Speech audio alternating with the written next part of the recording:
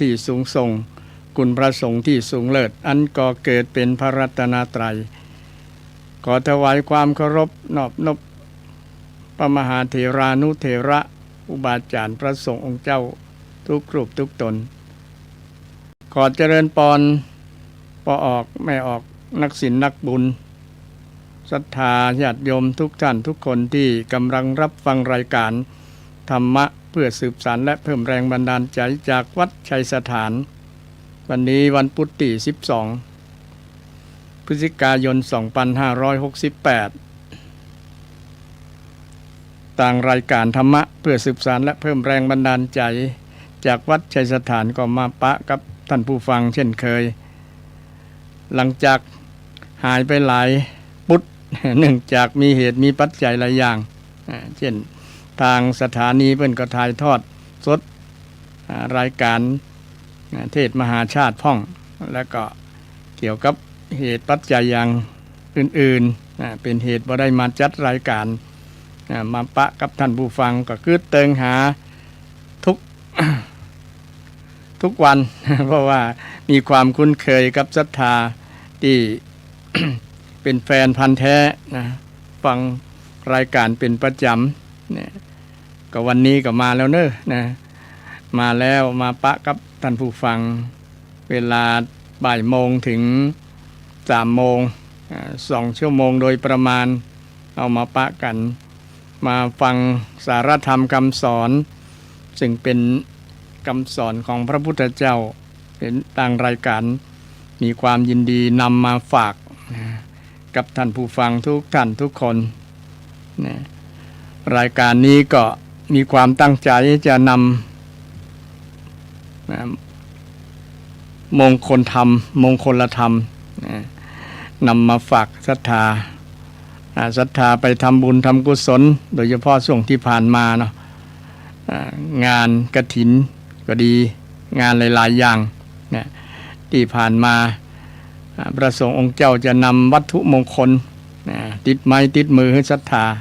เพื่อเป็นที่ระลึกนึกถึงเป็นที่สักการะกราบไหว้แต่ทางรายการนี้บ่มีวัตถุมงคลมาแต่มีธรรมะมงคลมาแจกให้ศรัทธาธรรมะมงคลเป็นธรรมคำสอนที่สามารถนำไปประยุกต์ใช้กับชีวิตของเราได้ทุกวันเวลาเพราะว่าคำสอนของพระเจ้านี้เป็นสรณะเป็นที่พึ่งของคนชาวพุทธหรือว่าคนทั่วโลกนะเพราะว่าพุทธองค์มาได้มีสงวนลิขสิทธิ์คือคนที่บ่ใจพุทธบ่นับถือคือยิ่งไผนับถือหรือว่าเอาหลักธรรมคำสอนนี้ไปประพฤติปฏิบัติก็ยิ่งจะเป็นประโยชน์กับคนนั้นยิ่งดีพุทธองค์ก็บ่ได้บังคับคือมันนับถือแต่ว่าพระองค์นั้นนำสิ่งที่ดีๆสู่ชีวิตนำสิ่งที่เป็นประโยชน์ประโยชน์และปฏิบัติได้จริงได้จริงเวลาเราลงมือปฏิบัติตามคำสอนแล้วมันจะเป็นผลดีกับคนปฏิบัติและได้ผลจริงเพราะว่าธรรมะคำพูดสอนของพระเจ้าเนี่ยเป็นสรณะเป็นที่พึ่งอันประเสริฐที่พึ่งอันประเสริฐของคนเฮาบ่มีที่พึ่งอันไหนแล้วเท่าพระรัตนตรัยโดยเฉพาะธรรมรัตนะคือพระธรรมจึงเป็นนามธรรมโดยส่วนมากนามธรรมสิ่งที่บ่หันตัวบ่มีตัวมีตนแต่มันมีความสำคัญกับชีวิตของคนเฮาซึ่งเป็นคำสอนที่พุทธองค์ได้สอนไว้จึงถือว่าเฮาเป็นผู้โชคดีที่ได้มาพบคำสอนมาปะคำสอนของพระพุทธเจ้าสามารถนำหลักธรรมคำสอนเนี่ยไปใช้ปฏิบัติหรือบางคนยังสงสัยอยู่ก็นำไปทดลองได้ทดลองได้เพราะว่า คนที่ยังมีความลังเลสงสัยในคำสอนพุทธเจ้าก็เป็นธรรมดาของคนที่ใหม่ๆอยู่หรือคนที่ยังบ่พัฒนาในการฟังแล้วก็การเข้าใจ นะเป็นสิ่งที่บ่งชี้บอกว่าบุคคลนั้นยังต้อง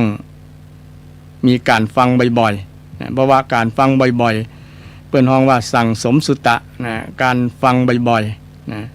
ฟังบ่อยๆแล้วก็จะเกิดความเข้าใจเพราะว่าอานิสงส์การฟังนั้นนะพระพุทธองค์ก็ได้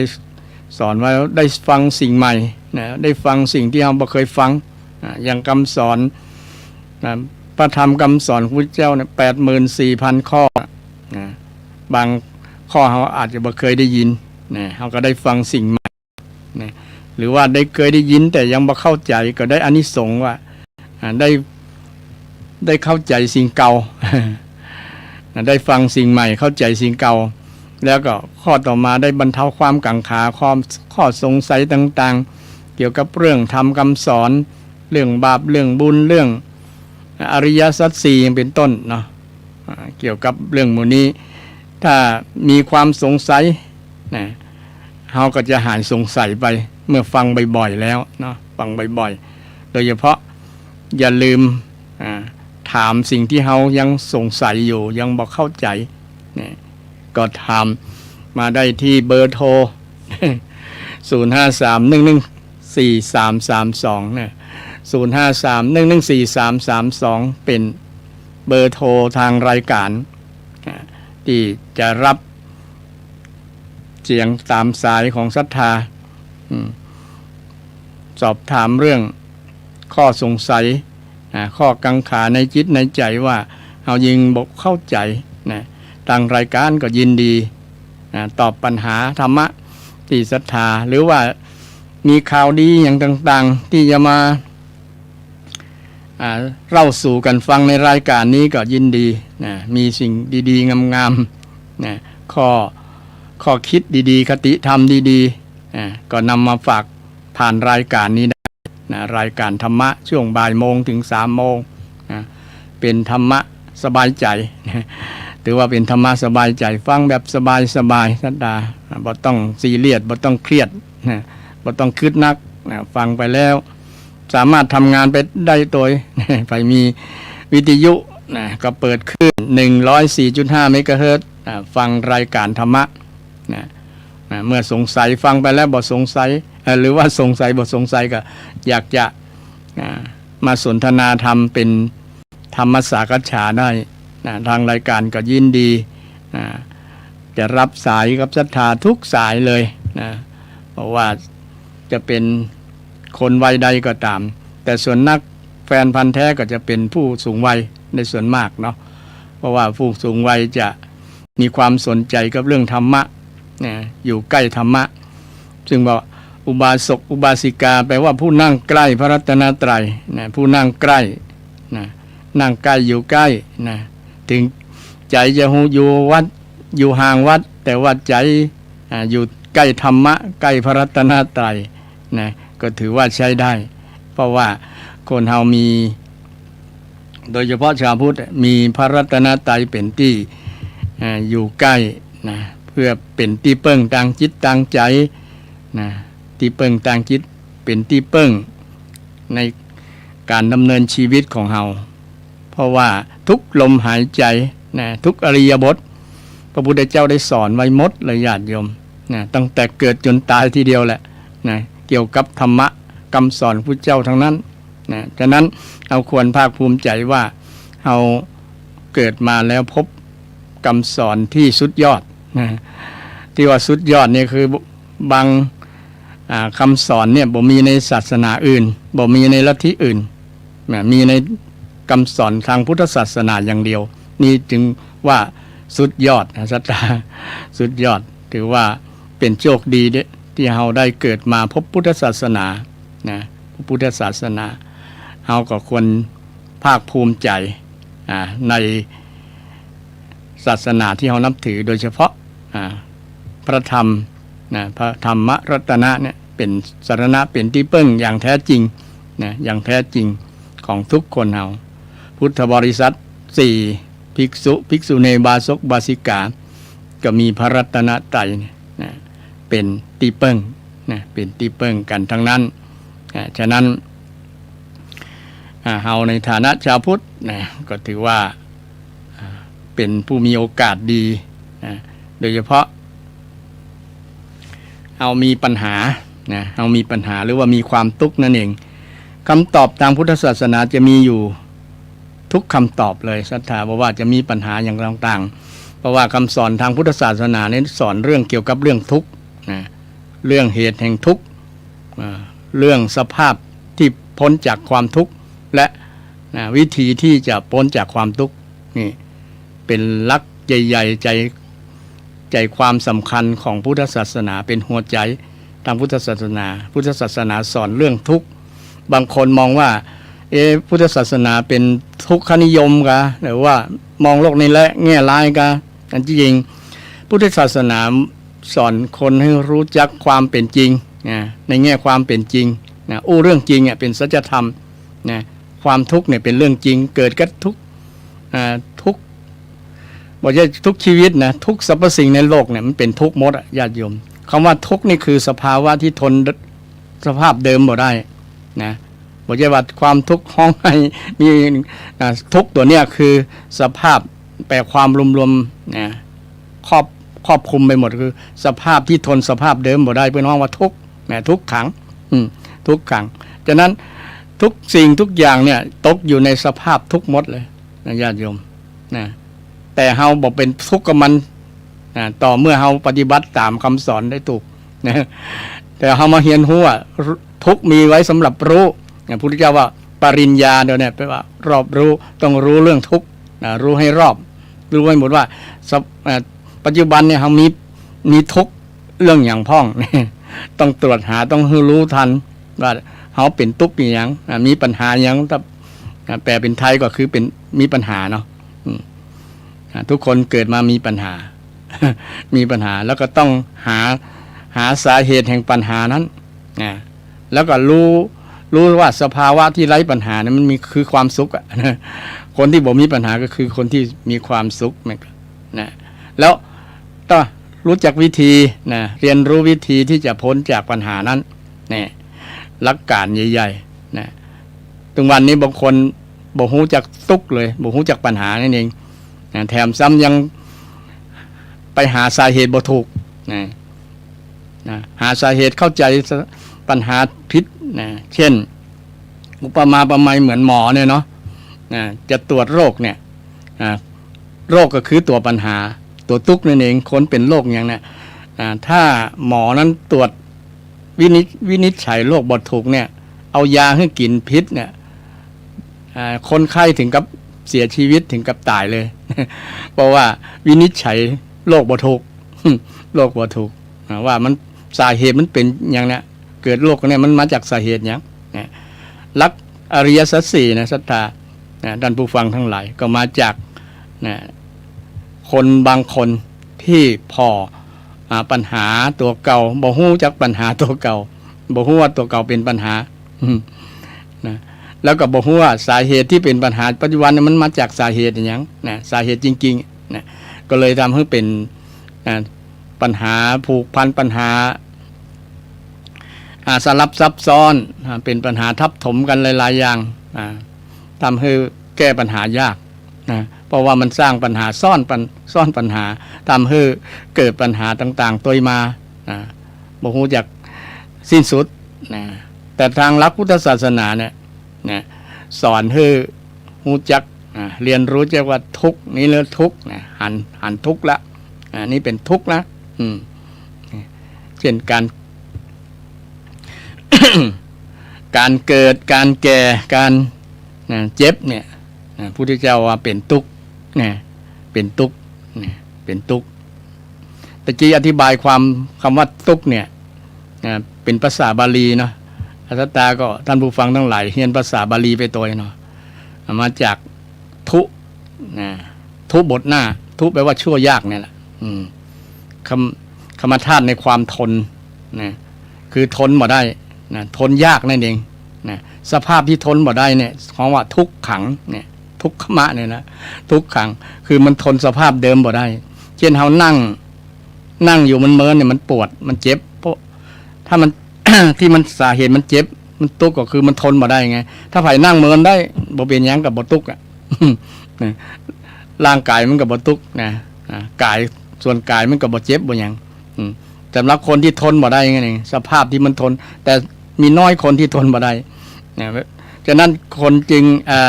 หลักการปฏิบัติธรรมส่วนหนึ่งคือนั่งแล้วจะหันทุกข์หันความเจ็บแข้งเจ็บขาปวดแข้งปวดขานั่นแหละเห็นทุกข์แล้วมันเกิดเดี๋ยวสักกรรมมันก็จะดับนะมันบ่เกิดไปตลอดเวลาหรอกนะปวดแข้งปวดขามันก็ค่อยคลี่คลายเส้นเอ็นเลือดก็ค่อยฉีดไหลได้นะเพราะว่าไปนั่งทับเส้นทับอย่างเลือดก็ไหลลำบากก็เป็นตะคริวพ่องเป็นยางพ่องเนี่ยนี่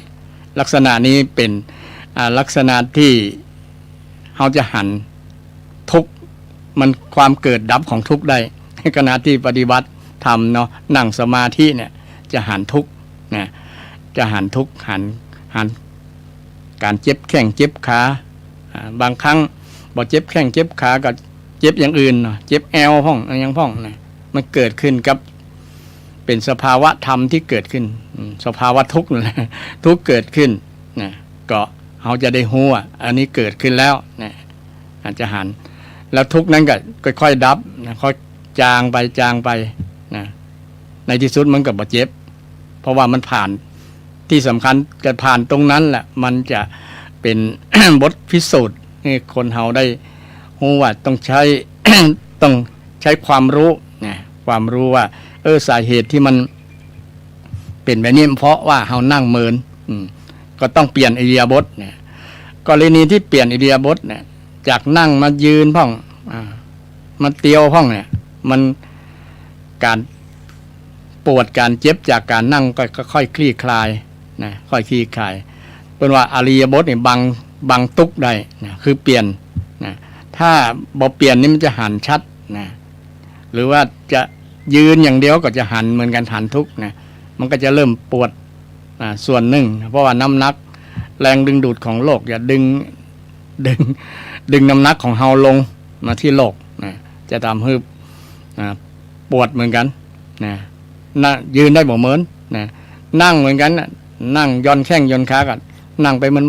เหมือนกับปวดเหมือนกันนะจะหันทุกเหมือนกันนะเพราะว่ามันสภาพที่ทนบ่ได้นะถ้าเฮาทนได้ก็บ่เป็นอย่างแล้วยืนจนว่าเป็นชั่วโมง2 ชั่วโมงก็ได้แต่ว่ามันก็มีเวลาของมัน เพราะว่าธรรมชาติของร่างกายเนาะมันก็มีการไหลเวียนของเลือดของเส้นเอ็นต่างๆทำหน้าที่ของมันแต่ลักษณะนี้ละคนที่จะปฏิบัติธรรมก็จะหันทุกข์ได้เนี่ยเป็นว่าวิปัสสนาวิแปลว่าวิเศษแจ้งต่างปัสสะตัวนี้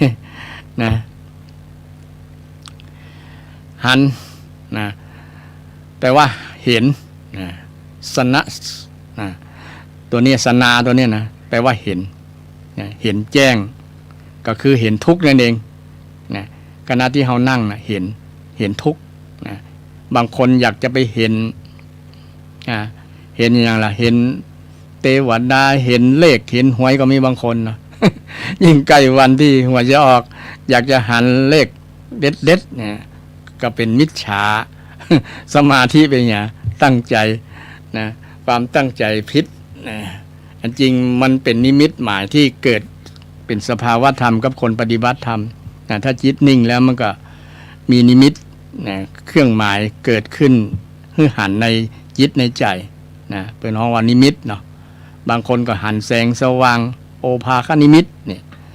คนปฏิบัติธรรมจะทราบเองนะแต่คนบอกเคยปฏิบัตินะบอกเคยลงมือทำก็จะบอกฮู้เนาะนอกจากคนที่ลงเพราะมันเป็นปัจจัตตังเป็นของสิ่งเฉพาะตัวที่สัมผัสได้ด้วยคนลงมือทำเองนะเพราะว่าหลักการทางพุทธศาสนาเนี่ยนะสอนเรื่องการกระทำนะการกระทำที่ห้องว่ากรรมนะการกระทำลงมือทำเองนะพิสูจน์เองจึงจะฮู้นะเมื่อปฏิบัติไปแล้วก็จะหันทุกข์อย่างว่าจะหันสภาวะเนี่ยเกิดดับนะเกิดขึ้นตั้งอยู่ดับไปปวดแล้วก็หายปวด แล้วก็มาใหม่นะมาใหม่บางคนนี้ก็ท้อใจอย่างมานั่งแล้วทรมานเนี่ยนั่งเกิดประโยชน์อย่างก็มีเนาะแต่จริงเป็นสอนเรื่องการหันทุกข์นี่แหละนะหันทุกข์ ยิ่งเราไปยึดว่าขากูปวดแข้งกูปวดเนี่ยเป็นไปยึดในขันธ์ห้านะไปยึดในตัวตนไปยึดในร่างกายก็จะซ้ำจะทำให้เจ็บไปแหมปวดไปแหมเพราะว่ามีตัวกูปวดนะกูขากูแข้งกูอย่างประมาณนะมีตัวกูอ่ะ ตัวกูอยู่ในนั้นก็ทำให้เจ็บปวดนะเจ็บปวดได้เจ็บปวดเพิ่มเนี่ยบ่ใช่เจ็บปวดเป็นสภาวะของร่างกายที่มันเส้นเอ็นเลือดต่างๆมันเดินบ่สะดวกเนาะบ่ปวดธรรมชาติแต่มันใจมันไปปวดตัวอ่ะมันก็เลยเพิ่มความปวดเพิ่มความทุกข์ไปแหมนะมันก็เลยแทนที่จะคลายทุกข์ได้หารทุกข์กับ กับเบื่อหน่ายในการปฏิบัติบ่อยากเพราะว่าเจอแล้วนะเจอสภาพทรมานนะเลยก็ใกล้เรื่องการนั่งสมาธิการต่างคือบ่เห็นผลประโยชน์ของการนั่งสมาธินะการนั่งสมาธิเจริญสมาธินะการเจริญสมาธินะอันจริงคำว่าสมาธิคือการตั้งใจมั่นนะอยู่ในอารมณ์เดียวจิตอยู่ในสภาวะในจุดเดียวจุดใดจุดหนึ่งที่เฮากำลังทำการทำงานก็ดีเฮาอยู่ในอริยบทต่างๆยืนเดินนั่งนอนเนี่ยเฮาอยู่ในสภาพรู้ตัวพร้อมกับสติโดยเนาะเจริญทั้งสติพร้อมกันนะก็เป็นการรักการในการปฏิบัติที่จะให้พ้นจากทุกข์พ้นจากทุกข์เป็นห้องว่ามรรคมีองค์8นะมรรคมีองค์8โดยเฉพาะชาวสังคมไทยเนี่ยจะแก้ทุกข์ด้วยการนั่งสมาธิเพราะว่าเราทำการทำงานมีเรื่องราวต่างๆเกิดขึ้นทำให้บ่สบายใจนะเรื่องราวต่างๆเกิดขึ้นนักแต่ละ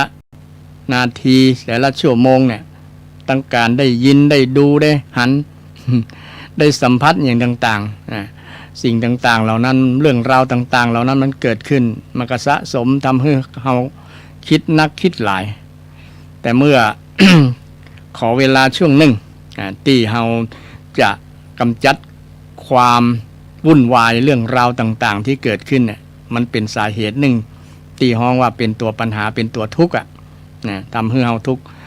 เอาก็มาระบายทุกข์โดยการเจริญสมาธิเจริญสมาธิ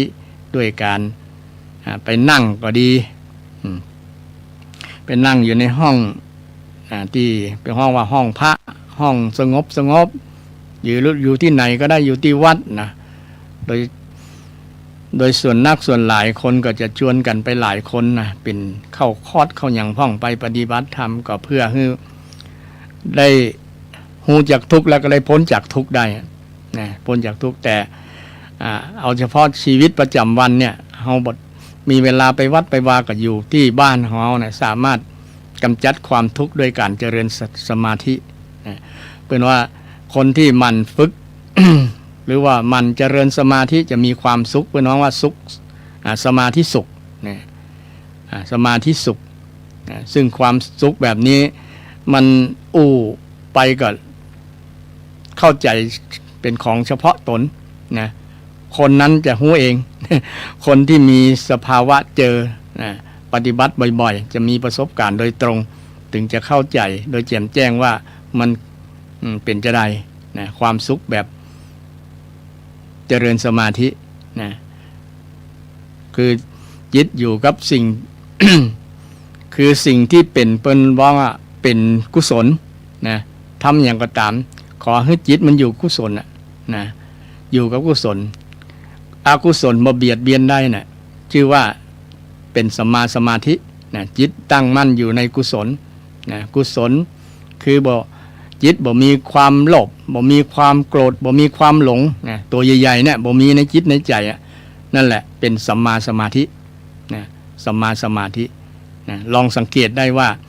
ขณะที่เรานั่งเนี่ยจิตเรามีความฟุ้งซ่านคิดเรื่องจังคนนั้นจังคนนี้มีก็พยาบาทนะหรือว่ามีกามฉันทะอยู่ในจิตใดคือ ใครอยากได้อันนั้นอันนี้ที่มันหล่อๆสวยๆงามๆนะอยากใครได้อันนั้นอันนี้นะใครได้สิ่งที่มันยั่วทางอารมณ์ยั่วตาเป็นเกี่ยวกับยั่วกิเลสมันยั่วนะทำให้จิตใจมันฟุ้งมันซ่านนะลองถามดูนะเวลาเฮาจิตเจริญสมาธิไปสักครู่หนึ่งนะจิตมันสงบแล้วนะเฮาก็จะได้หันสภาวะนั้นนะจะหันโอ้จิตมันคิดแบบนี้แล้วมันจะซดออกมานะมันจะพดออกมาเรื่อยๆนะเพราะว่าธรรมชาติของจิตเนี่ยมันบังคับบ่ได้หรอกมันเป็นอนัตตาเนาะบังคับคือเป็นอย่างที่เฮาคิดบ่ได้นะเพราะว่ามันเป็นธรรมชาตินะธรรมชาติเนี่ยเฮาต้องรู้ตันมันธรรมชาติโดยเฉพาะยิ่งจิตมันถูกกิเลสครอบแล้วนะกิเลสครอบแล้วกิเลสมันจะบังคับให้จิตมันคิดในสิ่งต่างๆที่เป็นโทษต่อจิตใจนะต่อจิตใจเฮานะฉะนั้นเปิ้นตึงคือจิตอยู่กับกุศลนะกุศลสิ่งที่ดีงามทั้งหลายเช่นอยู่กับพระรัตนตรัยมันก็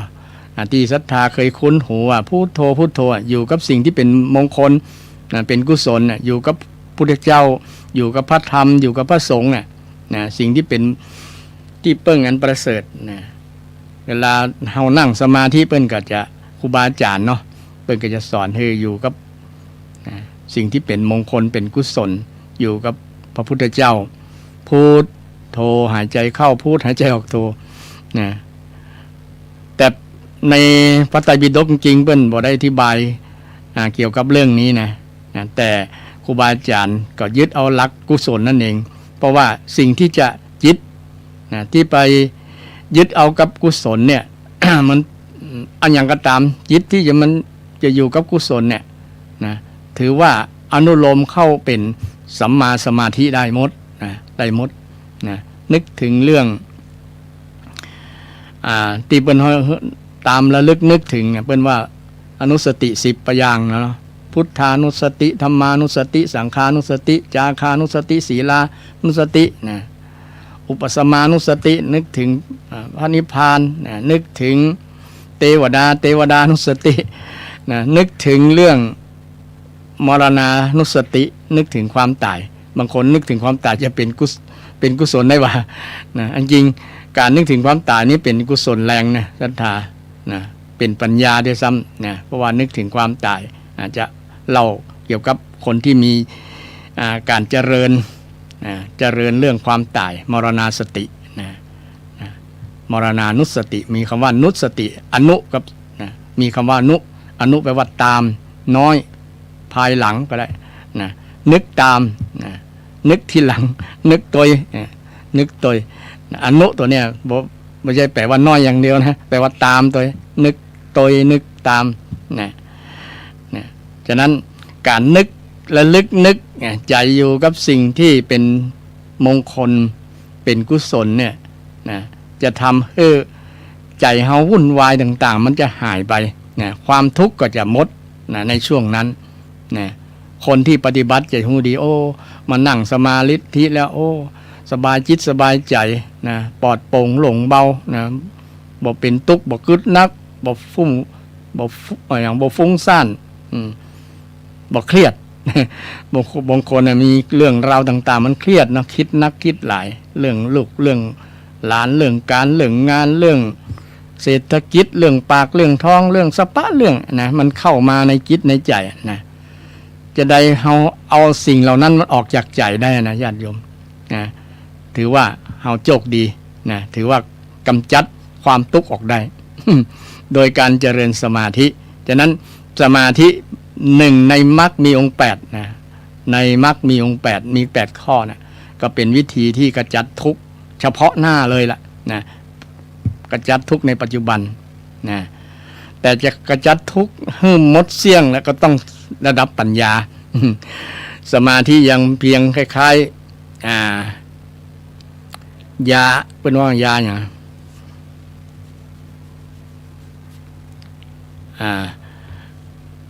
บ่ถึงกับยา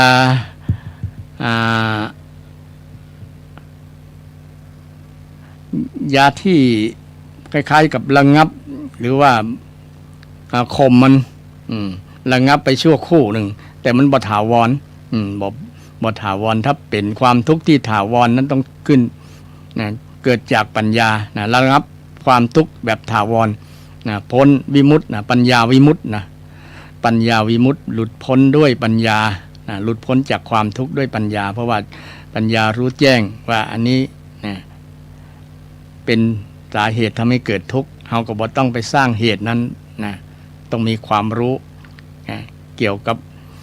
อริยมรรคมีองค์8นะเกี่ยวกับอริยสัจ4นะถึงจะหลุดพ้นจากความทุกข์โดยสิ้นเชิงนะอันนี้เป็น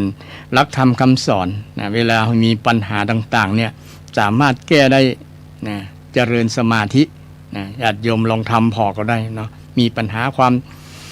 มีความทุกข์ใจบ่ม่วนใจเนาะลองไปเจริญสมาธิให้ถูกต้องนะแต่ต้องมีหลักนะหลักก็คือหลักคำสอนพุทธเจ้าได้สอนไว้คืออยู่ใจคืออยู่กับสิ่งที่เป็นมงคลสิ่งที่เป็นกุศลนะอย่าไปอยู่กับสิ่งที่เป็นอมงคล หรืออกุศลมันจะทำให้จิตฟุ้งซ่านนะจิตวุ่นวายกว่าเก่าแทนที่จะสงบบ่สงบแล้วนะจิตบ่สงบนะดังนั้นธรรมะโดยเฉพาะสมาธิเนี่ยสามารถแก้ทุกข์นะแก้ทุกข์ของเฮาได้นะแล้วทีนี้มรรคในองค์8เนี่ยแก้ปัญหาเรื่องเศรษฐกิจได้ก่อนมันก็มีอยู่ในมรรคมีองค์8เช่นกันสัมมาอาชีวะพระเจ้าสอนเรื่องสัมมาอาชีวะได้นะแล้วสัมมาอาชีวะก็แยกแตกออกไปว่าใครที่อยากจะ เป็นเศรษฐีก็มีอยู่หรอ มีเนี่ยมันวิธีที่จะแก้ทุกข์แก้ปัญหาต่างๆมีหมดญาติโยมคำตอบทางพุทธศาสนามีทั้งหมดเลยอยู่ในมรรคมีองค์8นี่แหละวิธีที่จะแก้ปัญหาทุกข์แก้ปัญหาทุกข์แก้ปัญหาทุกข์ทั้งหมดเกิดจากเกิดจากอวิชชานั่นก็อวิชชาว่าจะทุกข์กายทุกข์ใจก็ตามคือความบ่ฮู้เนี่ยมันทำให้เกิดปัญหาเกิดความทุกข์ที่อยู่ในปฏิจจสมุปบาทเมื่ออู้เรื่องหมู่นี้แล้วศรัทธาถ้าบ่มีพื้นฐานในนั้นอาจจะตยบ่ตันเนาะ เกี่ยวกับเรื่องปฏิจจสมุปบาทก็ดีนะเกี่ยวกับเรื่องมรรคมีองค์8เนี่ยถ้าใครมีภูมิธรรมเคยฟังบ่อยๆเคยศึกษาหรือว่าท่องจำจนขึ้นใจได้ถือว่าก็จะตยตันนะตยกำอู้ตยกำอู้ของอาตมาตันนะเพราะว่าบางครั้งโยงไปเรื่องนั้นเรื่องนี้อาตมาศรัทธาก็คงจะตยยากนะโดยเฉพาะเรื่องเกี่ยวกับมันเกี่ยวข้องกับบาลีเนาะนะเกี่ยวข้องกับภาษาบาลีนะภาษาบาลีฉะนั้นก็พยายามจะโยงหรือว่าอธิบายเกี่ยวกับบาลีโดยภาษาไทยโดยเพื่อให้ศรัทธาได้เข้าใจเพราะว่าความเข้าใจนี้เป็นสิ่งสำคัญเป็นอันดับแรกในมรรคมีองค์8นะเป็นห้องว่าสัมมาทิฏฐิก็คือความเข้าใจที่ถูกต้องนั่นเองนะต้องเข้าใจเรื่องทุกข์เรื่องสมุทัยเรื่องนิโรธเรื่องมรรคต้องเข้าใจนะต้องเข้าใจเป็นพื้นฐานถ้าบ่เข้าใจเรื่องนี้ก็จะไปลำบากเพราะว่ามรรคมีองค์8นะมรรคมีองค์8มีสัมมาทิฏฐิเป็นข้อต้นเป็นเบื้องเป็นบันไดขั้นแรกเลยแหละเป็นบันไดขั้นแรกที่จะเดินเตียวไปนะคือความเข้าใจเช่นเฮามีความทุกข์มีปัญหาอยู่เนี่ยเฮาได้เรียนรู้หลักอริยสัจ4หรือยังทุกข์สมุทัยเนี่ยนะทุกข์ก็คือปัญหานะสมุทัยเหตุที่ทำให้เกิดปัญหานิโรธก็คือตัวดับปัญหามรรควิธีจะแก้ปัญหาคือพ้นจากปัญหานั้นได้นี่เราต้องรู้หลักนี้ก่อนนะเข้าใจหลักนี้เมื่อเข้าใจหลักนี้ก็จะทำให้เราเดินต่อไปนะจะคิดถูกนะเมื่อเห็นถูกเข้าใจถูกแล้วก็จะคิดถูกนะเมื่อคิดถูกแล้วก็จะอู้ถูกนะเป็นสัมมาวาจานะเมื่ออู้ถูกแล้วก็จะทำถูกโดยเป็นสัมมากัมมันตะนะเมื่อทำถูกแล้วก็จะ มีอาชีพที่ถูกต้องนะเป็นห้องว่าสัมมาอาชีวะนะเมื่อมีอาชีพถูกแล้วก็เพียรถูกนะเป็นห้องว่าสัมมาวายามะเนี่ยภาษาบาลีเนาะภาษาบาลีเมื่อเพียรถูกแล้วก็นะระลึกถูกเป็นห้องว่าสัมมาสตินะเมื่อระลึกถูกแล้วก็ตั้งใจถูกนะเป็นห้องว่าสัมมาสมาธินะสัมมาทิฏฐิสัมมาสังกัปปะสัมมาวาจาสัมมากัมมันตะสัมมาอาชีวะสัมมาวายามะสัมมาสติสัมมาสมาธิเนี่ยเป็นภาษาบาลีทั้งนั้นนะแต่เป็นภาษาไทยก็คือหนึ่งเข้าใจถูกสัมมาทิฏฐิหรือว่าเห็นถูกนั่นแหละความหมายคือเข้าใจปัญหาถูกเป็นของสัมมาทิฏฐิเข้าใจถูกสัมมาสังกัปปะคือดำริหรือว่าคิดถูกนะคิดถูกคิดอะไรคิดถูกนะก็คิดบ่เบียดเบียนคนเนี่ยเป็นนะคิดบ่จังไผเนี่ยก็คือว่าคิดถูกนะ นะคิดจะออกจากความโลภความโกรธความหลงคิดจะออกจากกามเนี่ยนะถือว่าคิดถูกเนี่ยเช่นว่าเฮาเมาเฮาหลงอย่างป้องเนี่ยจะออกจากสิ่งที่เฮาเมานั่นนะถือว่าคิดถูกนะคิดถูกดำริภาษาพระพุทธองค์ดำริครูบาอาจารย์มันแปลว่าดำริก็คือความคิดริเริ่มที่จะออกจากปัญหาออกจากปัญหาปัญหานี้มันเกิดจากนี้นะเอาใกล้เหลือเกิน ความทุกข์ความลำบากเนี่ยก็อยากจะออกจากปัญหาเนี่ยนะคิดลักษณะเนี่ยเพื่อนน้องคิดถูกนะสัมมาสังกัปปะนะคิดบ่เบียดเบียนคนนะคิดบ่เบียดเบียนสัตว์นี่คิดบ่พยาบาทอาฆาตคิดบ่โกรธไผเนี่ยคิดบ่พยาบาทไผคิดบ่จังไผเนี่ยลักษณะคิดแบบเนี้ยถือว่าคิดถูกนะคิดถูกนะแล้วก็อู้ถูกจะได้อู้ถูก สัมมาวาจาเนี่ยก็คือเว้นจากการวจีทุจริต4อย่าง1มุสานะ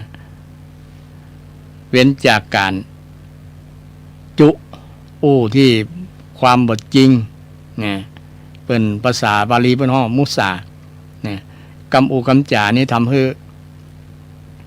เป็นปัญหานักหลายนะเป็นปัญหาทั่วโลกเลยล่ะนะยิ่งสื่อออนไลน์สื่ออย่างต่างๆนะมันเร็วเนาะนะเกิดอยู่นี่ไปโผล่อยู่คนละขั้วโลกเนี่ยนะมันเป็นไร้พรมแดนการสื่อสารไร้พรมแดนเป็นตัวแทนของวาจาเป็นตัวแทนกรรมนะภาษาอวัจนะภาษานะเป็นภาษาที่บทนะที่มีผลต่อชีวิตคนนะต่อสายตาต่อความรู้สึกของคนเวลาคนได้อ่านได้อย่างแล้วมันมีผลกระทบนี่ยิ่งเป็นความบทจริงแล้วไปโพสต์ลงนะไปไลน์ลงในนั้นนะมันก็เป็นผลกระทบทั้งคนลงและกับคนที่ได้อ่านได้หันได้ดูได้ฟังนะได้ฟังเป็นผลมากๆเลยแหละนะแล้วมันย้อนมาปิกมาทำร้ายตัวเก่าด้วยนะยิ่งแล้วบ่ได้คิดได้อย่างก่อนเนี่ยเนาะมันเป็นกว่ากำมันเป็นนายมันก็เป็นนายมันฆ่าตัวเก่าเมื่อลุนนะก็มีหลายแล้วโดยเฉพาะคนเป็นผู้นำเนี่ยแล้วต้องคิดหน้าคิดหลังก่อนเนาะเพราะว่าเดี๋ยวหมู่สื่อทั้งหลายจะเอามาสอกกลับนะ เอามาย้อนถามเพื่อเป็นผลเสียต่อตัวเก่านั่นแหละกรรมจึงมีผลต่อการดำเนินชีวิตของคนต่อสังคมเนี่ยฉะนั้นต้องเป็นสัมมาวาจาคือบอกจุไผนี่อันแรกเนี่ยข้อที่บอกจุแล้วก็ต้องเปลี่ยนมาความจริงนี่เป็นสัมมาวาจาความจริงข้อที่2บอกเป็นคำที่ทำให้คนผิดกันนะภาษาบาลีเพิ่นห้องว่าปิสุนาวาจาที่เพิ่นแปลว่าพูดส่อเสียด นะกำเมืองว่าคนพิษหัวกันอ่ะคนพิษกันเถียงกันว่าให้กันนะเป็นสองปองฟักสองฝ่ายแตกสามัคคีต่างๆเนี่ยนี่แหละปิสุนาวาจานะเพื่อประสงค์ว่าจะได้ความสะใจก็ได้แก้แค้นอย่างประมาณนั้นนะคนที่เนี่ยอยากจะนะมีวัตถุประสงค์ร้ายนั่นเองนะทำให้คนแตกแยกกันพิษหัวกันกรรมแบบเนี้ยควรหลีกเว้นเลยเพราะว่าเป็นผลทำให้เกิดทุกข์นี่มันเป็นผลมันเป็นเหตุอ่ะเป็นเหตุเป็นสาเหตุทำให้โกรธเป็นผลทำให้โกรธทุกข์ เป็นสาเหตุเลยล่ะนะเหตุสำคัญทีเดียวแหละนะกรรมจาเนี่ยนะเดี๋ยวนั้นเป็นผลทันขณะที่เขาฟังแหละนะมันเป็นอาวุธร้ายแรงยิ่งกว่าปรมาณูกรรมของคนนะญาติโยมนะ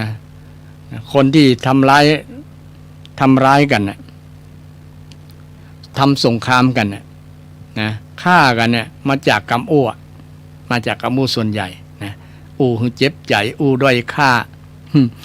คนพิษกันเนี่ยทำให้เป็นผลยิ่งใหญ่นะฉะนั้นควรละเว้นต้องมาเจริญคือทำให้พัฒนาด้วยการพัฒนากรรมของตัวเก่าอย่าไปหลงหลุมพรางกับกรรมที่คิดว่ากรรมเนี่ย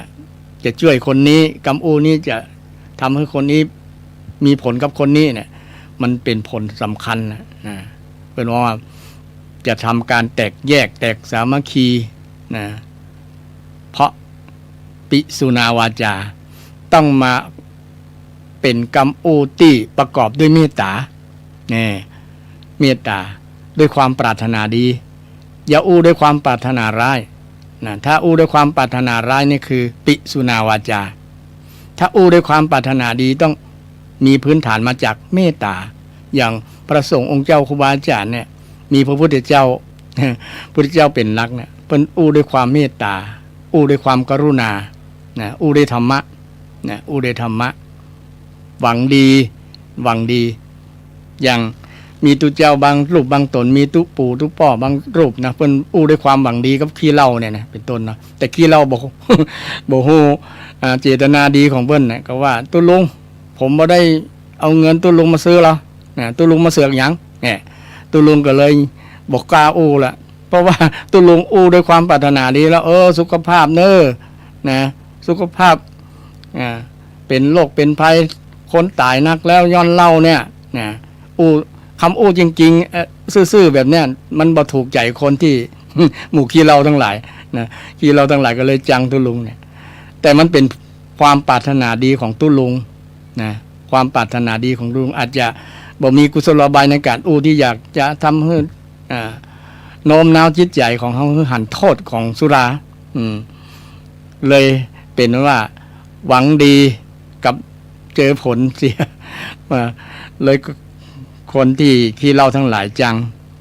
อย่างอาตมาคนกำลังนี่ก็เจอประสบการณ์โดยตรงมาแล้วนะเพราะว่าหันโยมป้อเนี่ย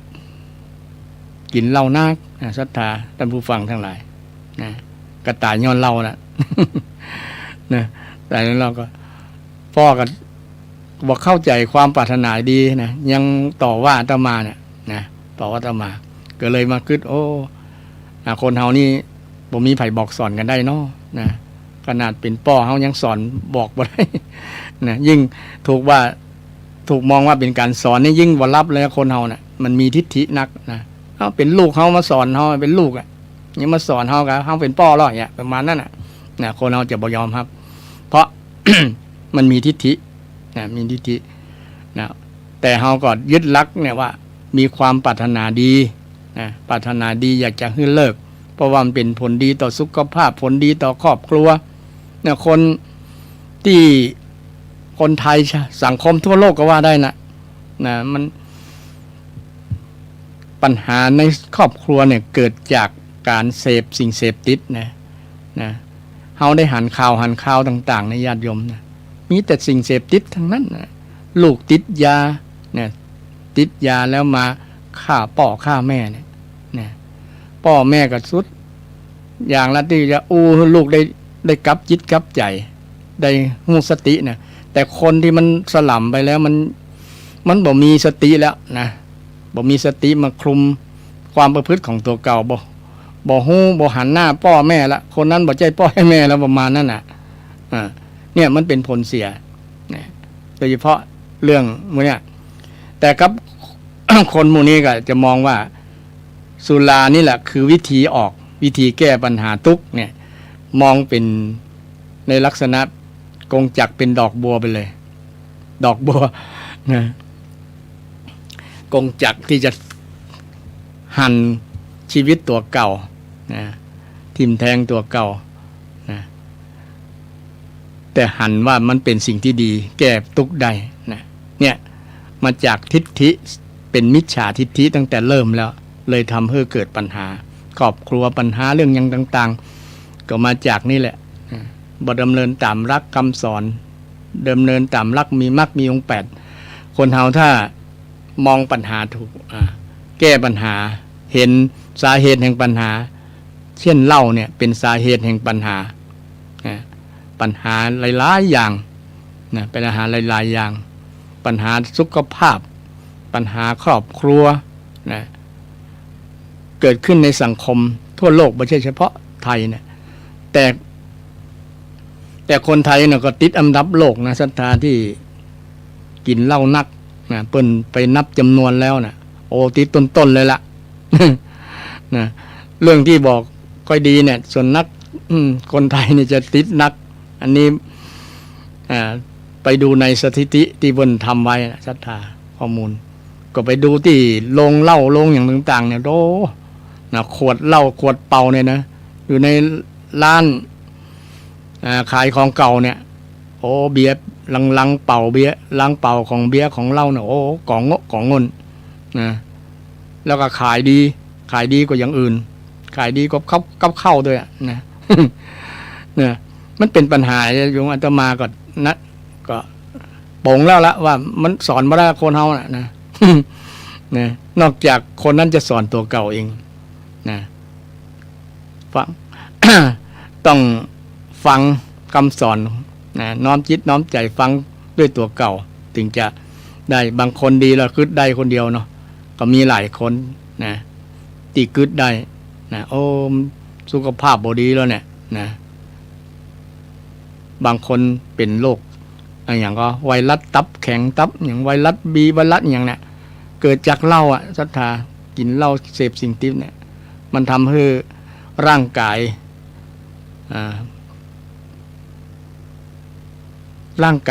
บ่สมบูรณ์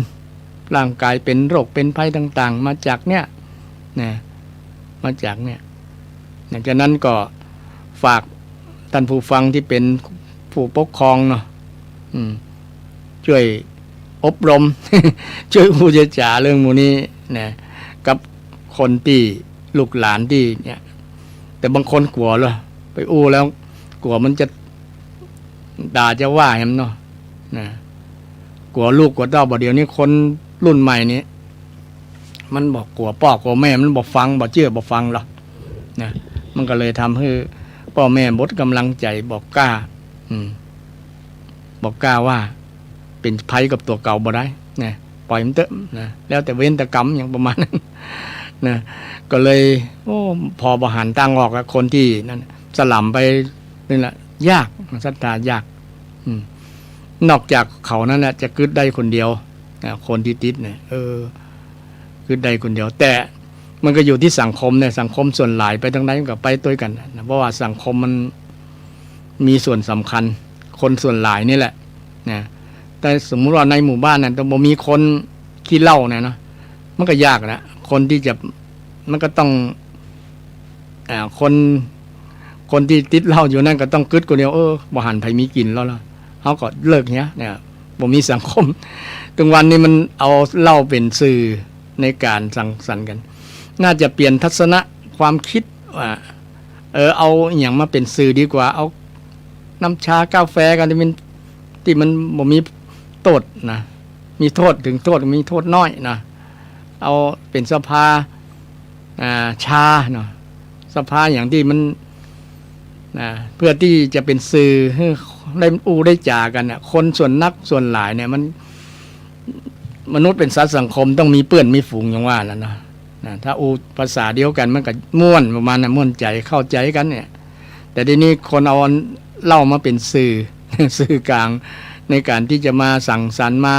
อูจาปาใสกันน่ะหลังจากที่ทำการทำงานเสร็จแล้วบางคนบ่ทำการทำงานก็มีละนะบอกว่าเอาสตังค์ที่ไหนมาซื้อ นะซึ่งก็เป็นปัญหาอยู่เพราะว่าคนบ่ได้นำธรรมะและคำสอนนะฝืนคำสอนพระเจ้าอ่ะนะฝืนคำสอนเดินทางคนละลักคนละเส้นเลยนะส่วนต่างกันนะส่วนต่างกันฉะนั้นสังคมจึงมีปัญหานะจึงมีทุกข์ไงมีทุกข์มีปัญหามีทุกข์เนี่ยฉะนั้นจะแก้ก็ต้องแก้ที่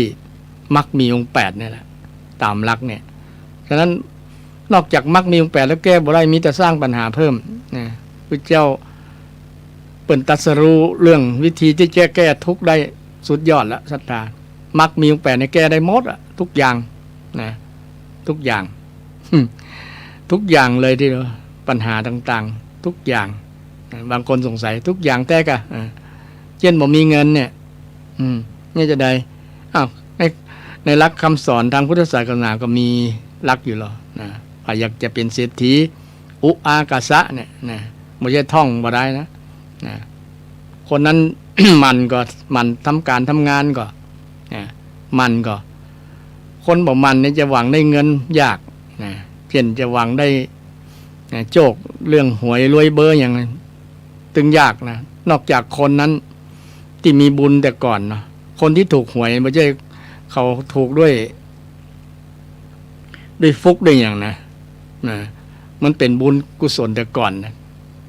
ถ้าจะย้อนกันสืบกันจริงๆ คนที่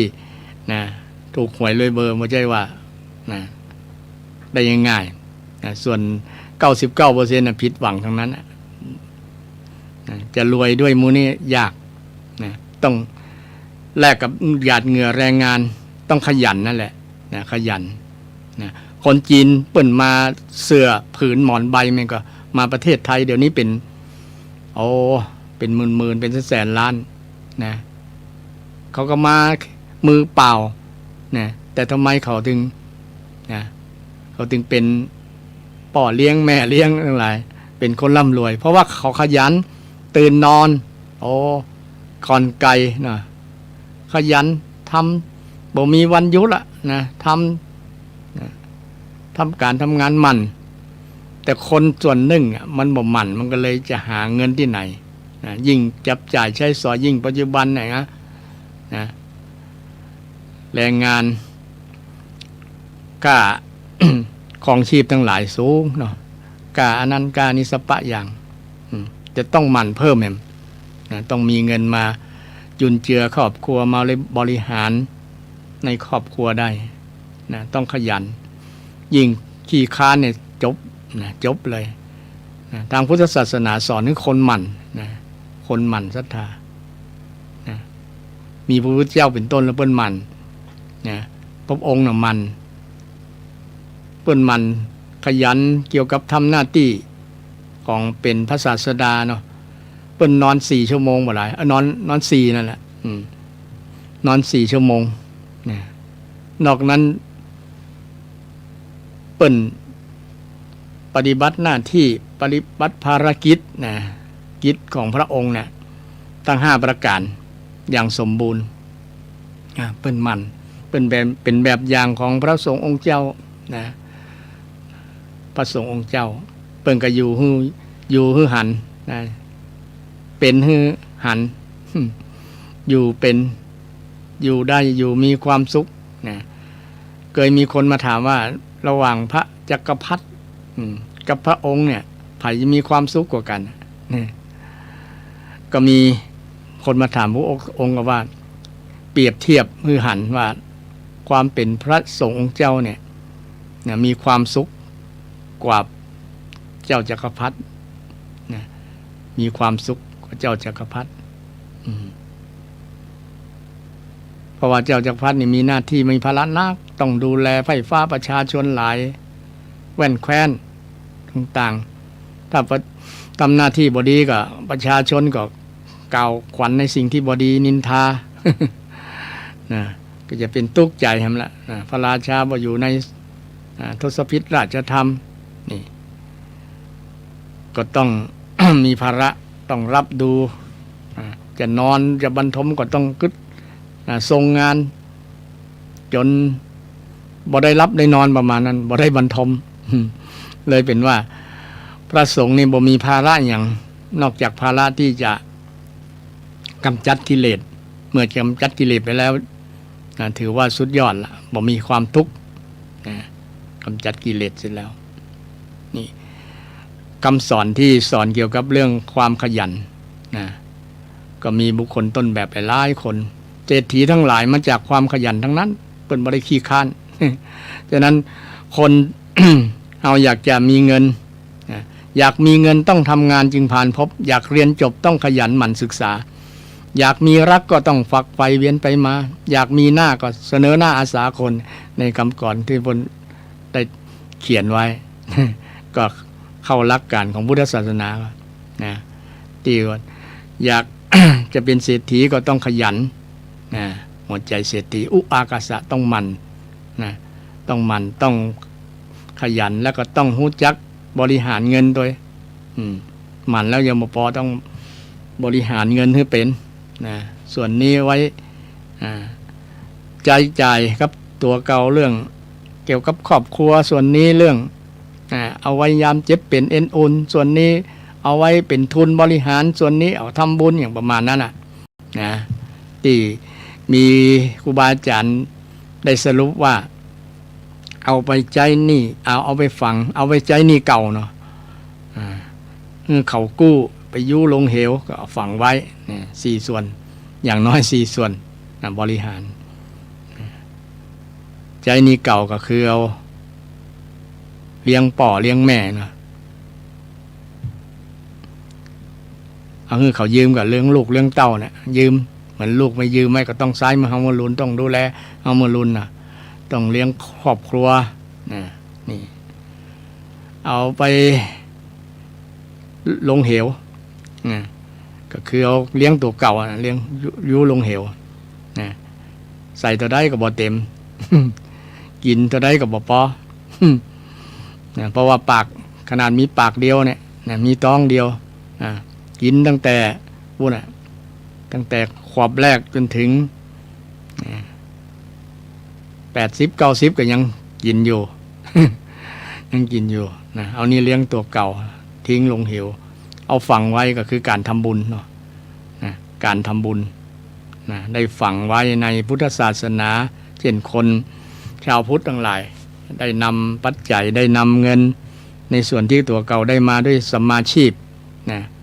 ประกอบสัมมาชีพด้วยความขยันหมั่นเพียรมาบริหารเงินบางคนบริหารเงินบ่จ้างเนาะคือไปเปรียบเทียบกับคนที่เหนือตัวเก่าหันเปิ้นมีบ้านหลังใหญ่ๆงามๆก็จะแปลงบ้านใหญ่งามเหมือนเปิ้นโดยที่บ่ฮู้สถานะการเงินตัวเก่าว่าจะทำได้ก็จะพอส่งได้ก็ถึงจะเป็นหนี้กับบ่แม่นถ้าเอามีกำลังส่งได้เนาะนี่เอาใหญ่เต้าเปิ้นแต่การเงินสถานะความเป็นไปได้ของตัวเก่ามันยากเหมือนมันบ่เต้าเปิ้นมันก็เลยเดือดร้อนเอาไปมาก็บ้านถูกยึดรถถูกยึดเนี่ยเพราะว่าบริหารเงินเกินความสามารถของตัวเองเกินกำลังของตัวเองที่จะทำมาหาได้เป็นหนี้เป็นสินถึงวันนี้คนเป็นหนี้เป็นสิน90 กว่าเปอร์เซ็นต์คนที่เป็นหนี้เป็นสิน90 กว่าเปอร์เซ็นต์ยิ่งปัจจุบันเนี่ยเขามีสถิติเกี่ยวกับครูบาอาจารย์เนี่ยเป็นหนี้เป็นสินนักนะเกี่ยวกับเรื่องเนี้ยหันคนนั้นได้รถใหม่กับเปลี่ยนรถใหม่เหมือนเปิ้นนะแต่ที่รถเก่าก็ยังใช้ได้อยู่เนาะแต่มันบ่ทันสมัยดูล้าหลังดูบ่สมฐานะอวดกันเรื่อง เรื่องรถเรื่องบ้านเรื่องอย่างนู้นเนี่ยนะอันคำว่าครูนี่ถ้าเป็นผู้เป็นบรมครูเป็นต้นแบบของลูกศิษย์ต้องอยู่แบบพอเพียงแบบพอเพียงอย่างเศรษฐกิจพอเพียงในหลวงร.9เนาะ พอเพียงตัวเก่ามีเงินเดือนที่จะบริหารครอบครัวแต่ใดกับใจพอประมาณพอเพียงกับเงินเดือนที่มีนะนี่มันเกินบางคนเกินหลายๆคนเกิน โดยเฉพาะคนลากย่าเนี่ยนะมีหนี้มีสินเงินอย่างก็ตามก็มันคว้าได้เอาได้ก็เอาหมดนะแต่เวลาเปิ้นมาทวงนี่ก็เดือดร้อนเนาะเดือดร้อนบางคนมีหนี้นอกระบบเนี่ยนะเขามาขู่มาอย่างโอ้เป็นปัญหาเป็นสิ่งที่เป็นอุทาหรณ์ที่ควรเรียนรู้นะควรเรียนรู้บางคนต้องลบหนี้ลบสินนะลบหนี้ลบสินยืมเกี่ยวกับเรื่องการบริหารเรื่องเงินนี่แหละนะบางคนหันเปิ้นกินดีๆกับไปกินเหมือนเปิ้นนะราคาแพงเนี่ยเป็นต้นไปกินอวดกันก็เลยบ่นึกถึงสภาพตัวเก่าว่าได้เงินปอก่อนนะเงินหามาได้ปอจะบริหารเรื่องการกินกันนะเลยทำให้เกิดปัญหาเนี่ยถ้าเอาหลักพุทธศาสนาเปิ้นสอนเรื่องการบริหารเงินนะบริหารเงินนะบริหารเงินให้เป็นนี่ก็เป็นส่วนสำคัญที่จะช่วยในเรื่องเศรษฐกิจนะคนส่วนหลายเนี่ยมันล้มละลายเพราะว่าบริหารเงินบ่เป็นนั่นแหละเกินบริหารเงินเกินกำลังตัวเก่านะเกินความสามารถเกินความรู้นะทำให้เป็นปัญหาแล้วก็ข้อต่อมาที่ลักของการที่จะทำให้เป็นเศรษฐีอันจริงเศรษฐีบอกใช่ว่าคนรวยนะแปลตามจริงแปลว่าคนประเสริฐนะท่านผู้ฟังทั้งหลายเศรษฐีคนแปลว่าผู้ประเสริฐเศรษฐีพวกนี้นะแปลว่าผู้ประเสริฐนะคนประเสริฐคนรวยแต่ก่อนเศรษฐีแต่ก่อนนะเปิ้นมีแล้วเปิ้นตั้งโครงการหรออย่างอนาถบิณฑิกะเศรษฐีเนาะนางวิสาขานะหลายท่านนะคนในสมัยพุทธกาลนะเปิ้นรวยแล้วเปิ้นก็แจกนะเปิ้นมาแปลงวัดแปลงวายังบ่พอนะเปิ้นนะของคนที่ใจประเสริฐนะเป็นเศรษฐีจริงเศรษฐีตัวจริงไม่ใช่ว่ามีเงินอย่างเดียวแต่เพิ่นมีความประเสริฐในใจนะเพิ่นบริหารเงินเป็นบริหารเงินจ้างนะนี่คนที่เป็นเศรษฐีนะศรัทธาท่านผู้ฟังคนที่เป็นเศรษฐีคือผู้ประเสริฐนะใจประเสริฐถึงว่าเรียกว่าเศรษฐีตัวจริงแต่เดี๋ยวนี้ตัวเศรษฐีตัวปลอมนะบางคนทำตัวเป็นเศรษฐีนะบางคนห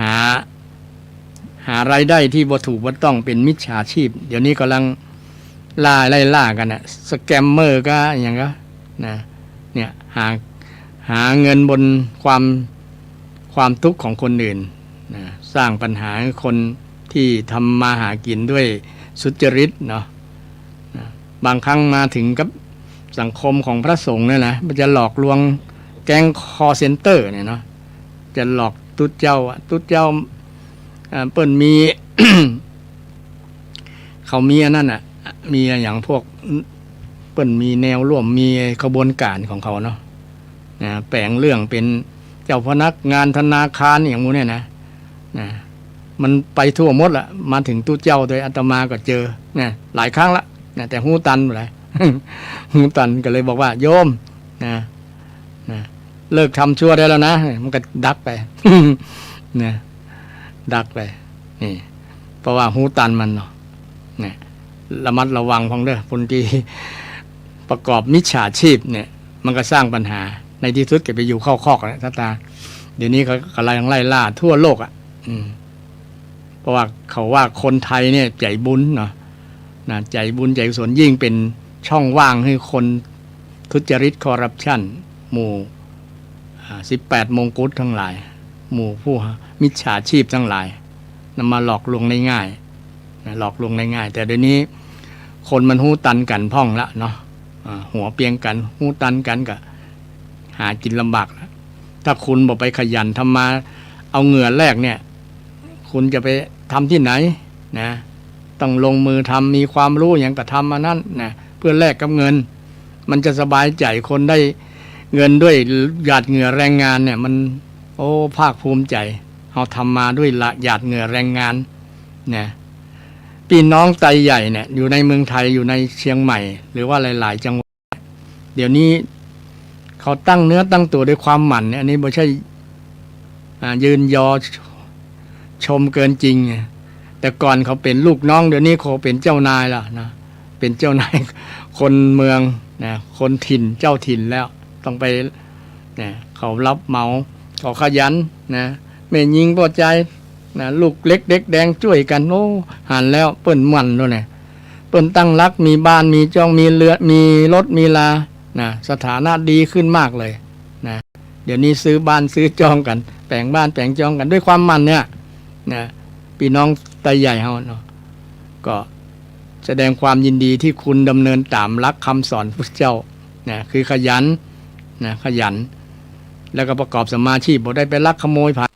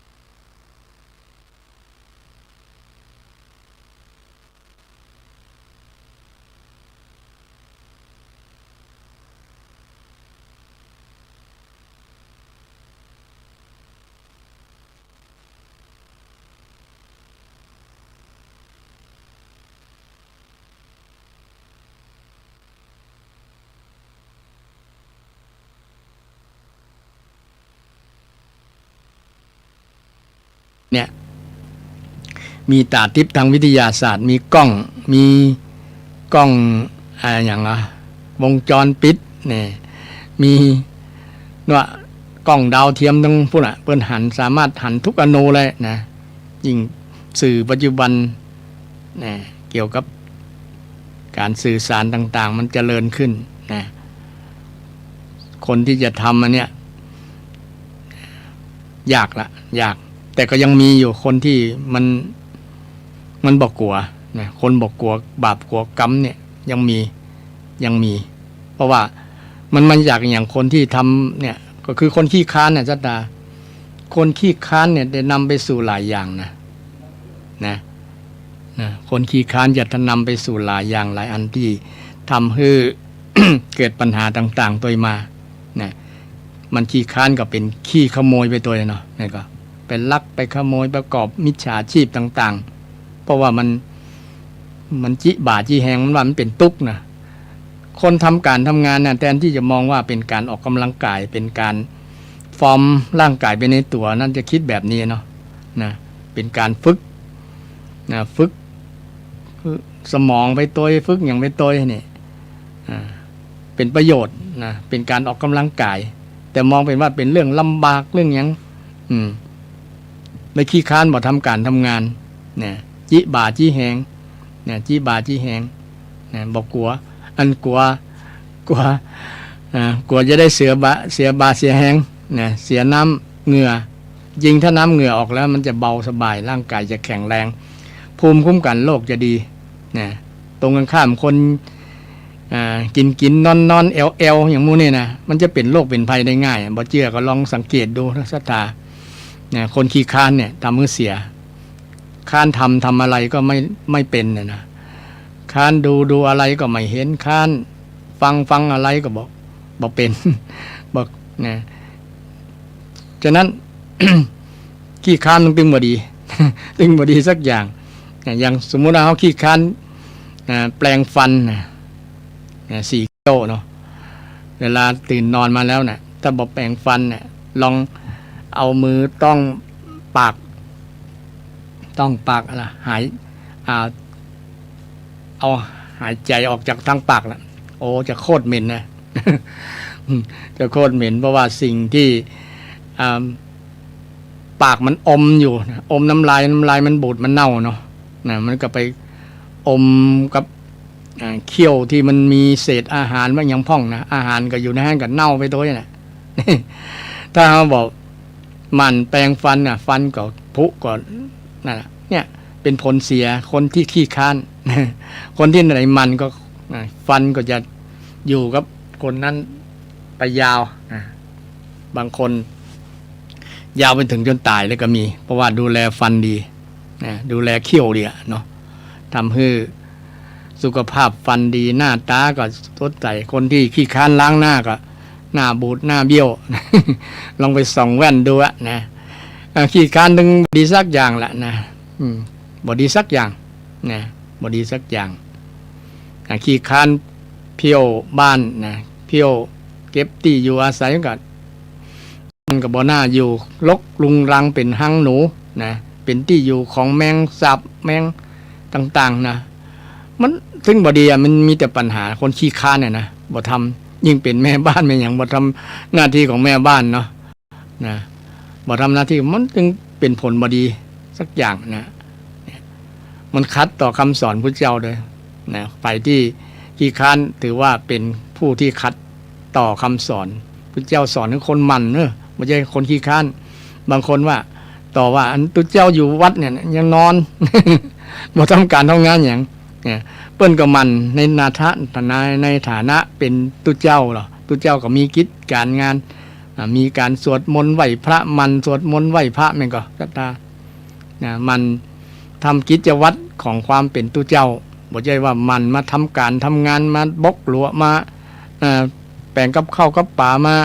ทำมาหากินอย่างชาวบ้านก็บ่ใช่นะมันคนละอย่างนะมันความเพียรนะตุเจ้ามีความเพียรนะมันเจริญฆ่ากิเลสเพราะว่าพระสงฆ์แปลว่าผู้ฆ่าซึ่งกิเลสนะศรัทธามันฆ่าความโกรธความหลงอยู่ในจิตใจนะนั่งสมาธิแล้วหันความโลภเฮายังมีอยู่แล้วนะตุเจ้าก็มันฆ่านั่นนะมันเกิดมาเมื่อใดก็ฆ่ามันเนี่ยนะเพราะว่าฆ่ากิเลสได้บุญหรอนะตุเจ้าตนได้มันฆ่ากิเลสตนนั้นก็จะชนะกิเลสก็เป็นอริยบุคคลไปนะเป็นอริยสงฆ์ตนได้บ่มันฆ่ากิเลสนะมายิ่งให้กิเลสมาอยู่ตัวนักซ้ำให้นะกิเลสก็จะฆ่าตุเจ้าตัวนั้นที่เขาหันในข่าวนะเนาะกิเลสฆ่าตุเจ้านะชะตานะถ้าตุเจ้าฆ่ากิเลสในตุเจ้าตัวนั้นจะประเสริฐนะเป็นพระที่กราบไหว้อย่างสนิทใจได้ก็มีนักวิหลายแต่ว่ามีส่วนหนึ่งตุเจ้าเฮาที่ขี้ค้านเนาะแม้แต่ค้านทำวัดสวดมนต์เนี่ยบอกบทสวดกำแล้วบ่ได้ยินเสียงสวดมนต์บ่มันนะก็ทำให้ กิเลสฆ่าแตนนะต้องฆ่ากิเลสนะตุเจ้าเฮาเนี่ยนะพระสงฆ์เจ้าต้องฆ่ากิเลสสังโฆเนี่ยนะสังฆะเนี่ยแปลว่าผู้ฆ่ากิเลสนะสังกิริเถคาตีติสังโฆเนี่ยผู้ใดฆ่าซึ่งกิเลสผู้นั้นชื่อว่าสังฆะนะชื่อว่าสงฆ์นะชื่อว่าสงฆ์นะฆ่ากิเลสฆ่าความโลภฆ่าความโกรธนะต้องถามตัวเก่าเฮามีอยู่ก็มีก็ฆ่ามันเรื่อยๆจนมันตายจากใจโมดเป็นพระอรหันต์เนาะ เป็นพระอรหันต์นี่ต้องขยันแม้แต่ตัวเจ้าต้องขยันฆ่ากิเลสนะฆ่ากับมันฆ่ากิเลสจริงกับแต่ฆ่ากิเลสอย่างหยาบเนาะนะเช่นความขี้ค้านบ่ทำการทำงานอยู่บ้านนะต้องหมั่นทำการทำงาน มองเห็นว่าเป็นการออกกำลังกายไปในตัวนะโยมอย่าคิดว่าเป็นเรื่องความทุกข์ความลำบากความยากนะความลำบากบ่เคยฆ่าคนนะมีแต่ทำให้คนเป็นมีเงินมีอยู่มีกินนะเพราะความขยันหมั่นเพียรแม่ค้าทั้งหลายภัยทั้งหลายและญาติโยมคนที่มันนะมันก็อยู่ได้นะพออยู่พอกินมีอยู่มีกินเป็นมีเงินมีทองได้ก็เพราะความหมั่นขยันนะคนขี้ค้านบดตึงบ่มีนะนอกจากไปหมั่นขยันไปลักขโมยเพื่อนนะหมั่นในทางที่ผิดเพื่อนว่ามิจฉาชีพนะหมั่นในทางบางคนเนี่ยลงทุนคนมีประวัติว่าคนบราซิลเนาะขุดถ้ำใต้พื้นเฮือนตัวเก่าเนี่ยเป็นจนไปที่ธนาคารเลยยาวประมาณเกือบกิโลอ่ะนะโอ้ลงทุนขนาดนั้นมันขนาดนั้นนะไปเจาะใต้เจาะหัวที่เปิ้นเก็บเงินไว้น่ะห้องเก็บเงิน นะจนได้เงินหลายล้านแต่เมื่อตำรวจสอบแล้วก็ตัวต่างถ้ำไปนะก็ไปป้าบ้านนั้นก็ยับได้นะมันก็บ่คิดว่าตำรวจจะเก็บหลักฐานเทาะหลักฐานได้ยิงมันก็ถมแล้วมันถมมาตัน ถมแล้วนะถมต้อนะมันมีหอยอยู่เนาะหอยอยู่เนี่ยคนทำผิดย่อมมีพิรุษเนี่ยมีพิรุษจับได้เนี่ยไอ้นี่มันบดถูกดีนะเปิ้นว่ามันแบบมิจฉา มิจฉาชีพขยันบ่ถูกต้องนะขยันผิดนะขยันผิดเลยในที่สุดก็ไปอยู่ในคอกในตารางนี่คำสอนของพระพุทธเจ้าสอนให้เป็นสัมมาถูกต้องบอกว่าจะทำจะคิดจะพูดจะประกอบสัมมาอาชีพต่างๆเป็นคำสอนทางพุทธศาสนาที่พระพุทธองค์ได้สอนไว้ส่วนพุทธบริษัทชาวพุทธทั้งหลายจะทำบ่ทำเปิ้นก็บ่ได้บังคับเนอะแต่ว่าเปิ้นจี้หันว่าถ้าคุณอยากพ้นจากทุกข์เนี่ยต้องดำเนินตามมรรคมีองค์8นะมรรคมีองค์8นะมรรคมีองค์8นะคือหนทาง8เลนนะ8เลน8เส้น8สายนี้เป็นหนทางที่สุดยอดแล้วนะจะแก้ปัญหาทุกข์นะคนส่วนหนึ่งเนาะคนส่วนหนึ่งนะไปเดินทางผิดนะบ่ใช่เดินทางมรรคนะมรรคมีองค์8บ่ใช่ทางนี้มรรคมีองค์8นี้เป็นซุปเปอร์ไฮเวย์แล้วล่ะนะเป็นทางที่เดินแล้วปลอดภัย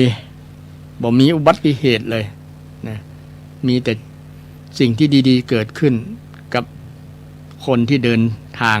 มรรคมีองค์8นะมรรคมีองค์8นะเมื่อกี้ได้อู้เรื่องว่าคนที่จะเป็นเศรษฐี ต้องมีความขยันต้องบริหารเงินข้อ2บริหารเงินข้อ3ต้องรู้จักคบคนนะถ้าไปคบคนที่บดีเพราะคบคนพาลนะเนาะก็เขาอาจจะชักนำในสิ่งที่บ่เกิดประโยชน์มีแต่โทษแนะนำในทางชิบหายนะเช่น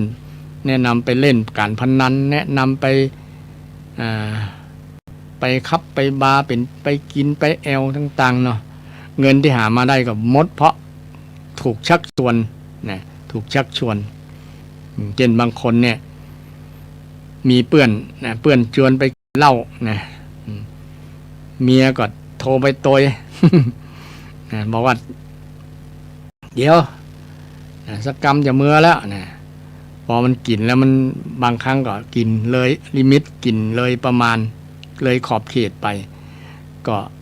ความสามารถในการขับขี่ยวดยานมันก็เสื่อมไปเนาะนะขาปิกก็ลดเกิดอุบัติเหตุก็มีหลายรายนะถ้าบ่มีเพื่อนคนนั้นน่ะนะถ้าบ่ไปตัวเพื่อนคนนั้นน่ะชีวิตอาจจะรอดแต่ด้วยความอาจจะเกรงใจด้วยความเคารพนับถือกันทำให้เกิดความเก่งอกเก่งใจแล้วเกิดผลเพราะว่ามันกินเกินเลยก็มาจากเรื่องสุราเมลัยนั่นแหละนะทำให้เกิดภัยต่างๆนานาเกิดขึ้นกับสังคมนะกับสังคมชาวโลกไม่ใช่ชาวพุทธอย่างเดียวเนาะนะชาวโลกเพราะว่าคำสอนพุทธเจ้าเนี่ยบ่ได้เฉพาะเจาะจงเฉพาะคนพุทธเท่านั้นนะใครก็ตามที่อยากจะพ้นจากทุกข์เนี่ยให้มันนำไปปฏิบัติตามหลักนี้ก็ได้นะโดยที่จะบ่ได้สงวนลิขสิทธิ์บ่ห่วงบ่ห้ามเลยนะยิ่งดียิ่งเป็นผลดีแล้วก็บ่ทวงว่าคุณนี่ได้ลักข้อปฏิบัติของพุทธนี่นะก็บ่ได้ทวงเป็นของพุทธนะเพราะว่าคำสอนพุทธเจ้าเนี่ยมันเป็นสากลนะไม่ใช่เฉพาะของพุทธนะมันเป็นของคนทั่วโลกนะนำไปใช้แต่พุทธองค์ได้ตรัสรู้ได้หูลักนี้มาค้นพบนะมาค้นพบข้อปฏิบัติความจริงอันประเสริฐนะความจริงอันประเสริฐเป็นพระองค์แรกที่เกิดขึ้นในโลกที่พระองค์ได้เป็นผู้ตรัสรู้ได้หันความจริงนะความจริงอันประเสริฐอริยสัจสี่เนี่ยนะทุกข์สมุทัยนิโรธมรรคเป็นข้อเป็นคำสอนที่พระเจ้าได้สอนไว้คนได้เรียนรู้นะได้เรียนรู้และนำมรรคมีองค์8ไปประพฤติปฏิบัติเพื่อให้ถึงนิโรธก็คือความดับทุกข์หรือถึงนิพพานนั่นเองนิพพานก็คือความดับทุกข์ดับปัญหานะนิพพานเป็นเป้าหมายมรรคเป็นเหตุเป็นหนทางเป็นจุดเริ่มต้นนะเป็นจุดเริ่มต้นที่จะเดินถนนสายนะมรรคอริยมรรคเนี่ยนำไปสู่นิพพานนำไปสู่การหลุดพ้นจากความทุกข์หลุดพ้นจากความทุกข์ตะกี้เรื่องนิพพานนะนิพพานบางคนว่านิพพานนี่จะได้ต่อเมื่อเขาตายแล้ว ตายแล้วถ้าคิดแบบนี้มันก็คิดบ่ถูกนะนิพพานนี่เป็นเป้าหมายชีวิตของคนนะเป็นเป้าหมายชีวิตของคนนะเป็นเป้าหมายชีวิตของชาวพุทธนะนิพพานแปลว่าไม่มีนิแปลว่าไม่มีเนาะนะวานะความคล่องความบ่มีกิเลสนั่นเองวานะตัวนี้บ่มีกิเลสนะกิเลสนะความ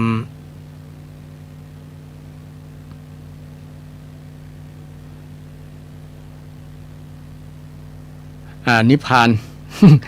นิวานะคือความร้อยลัดนะแปลว่าร้อยลัดนะ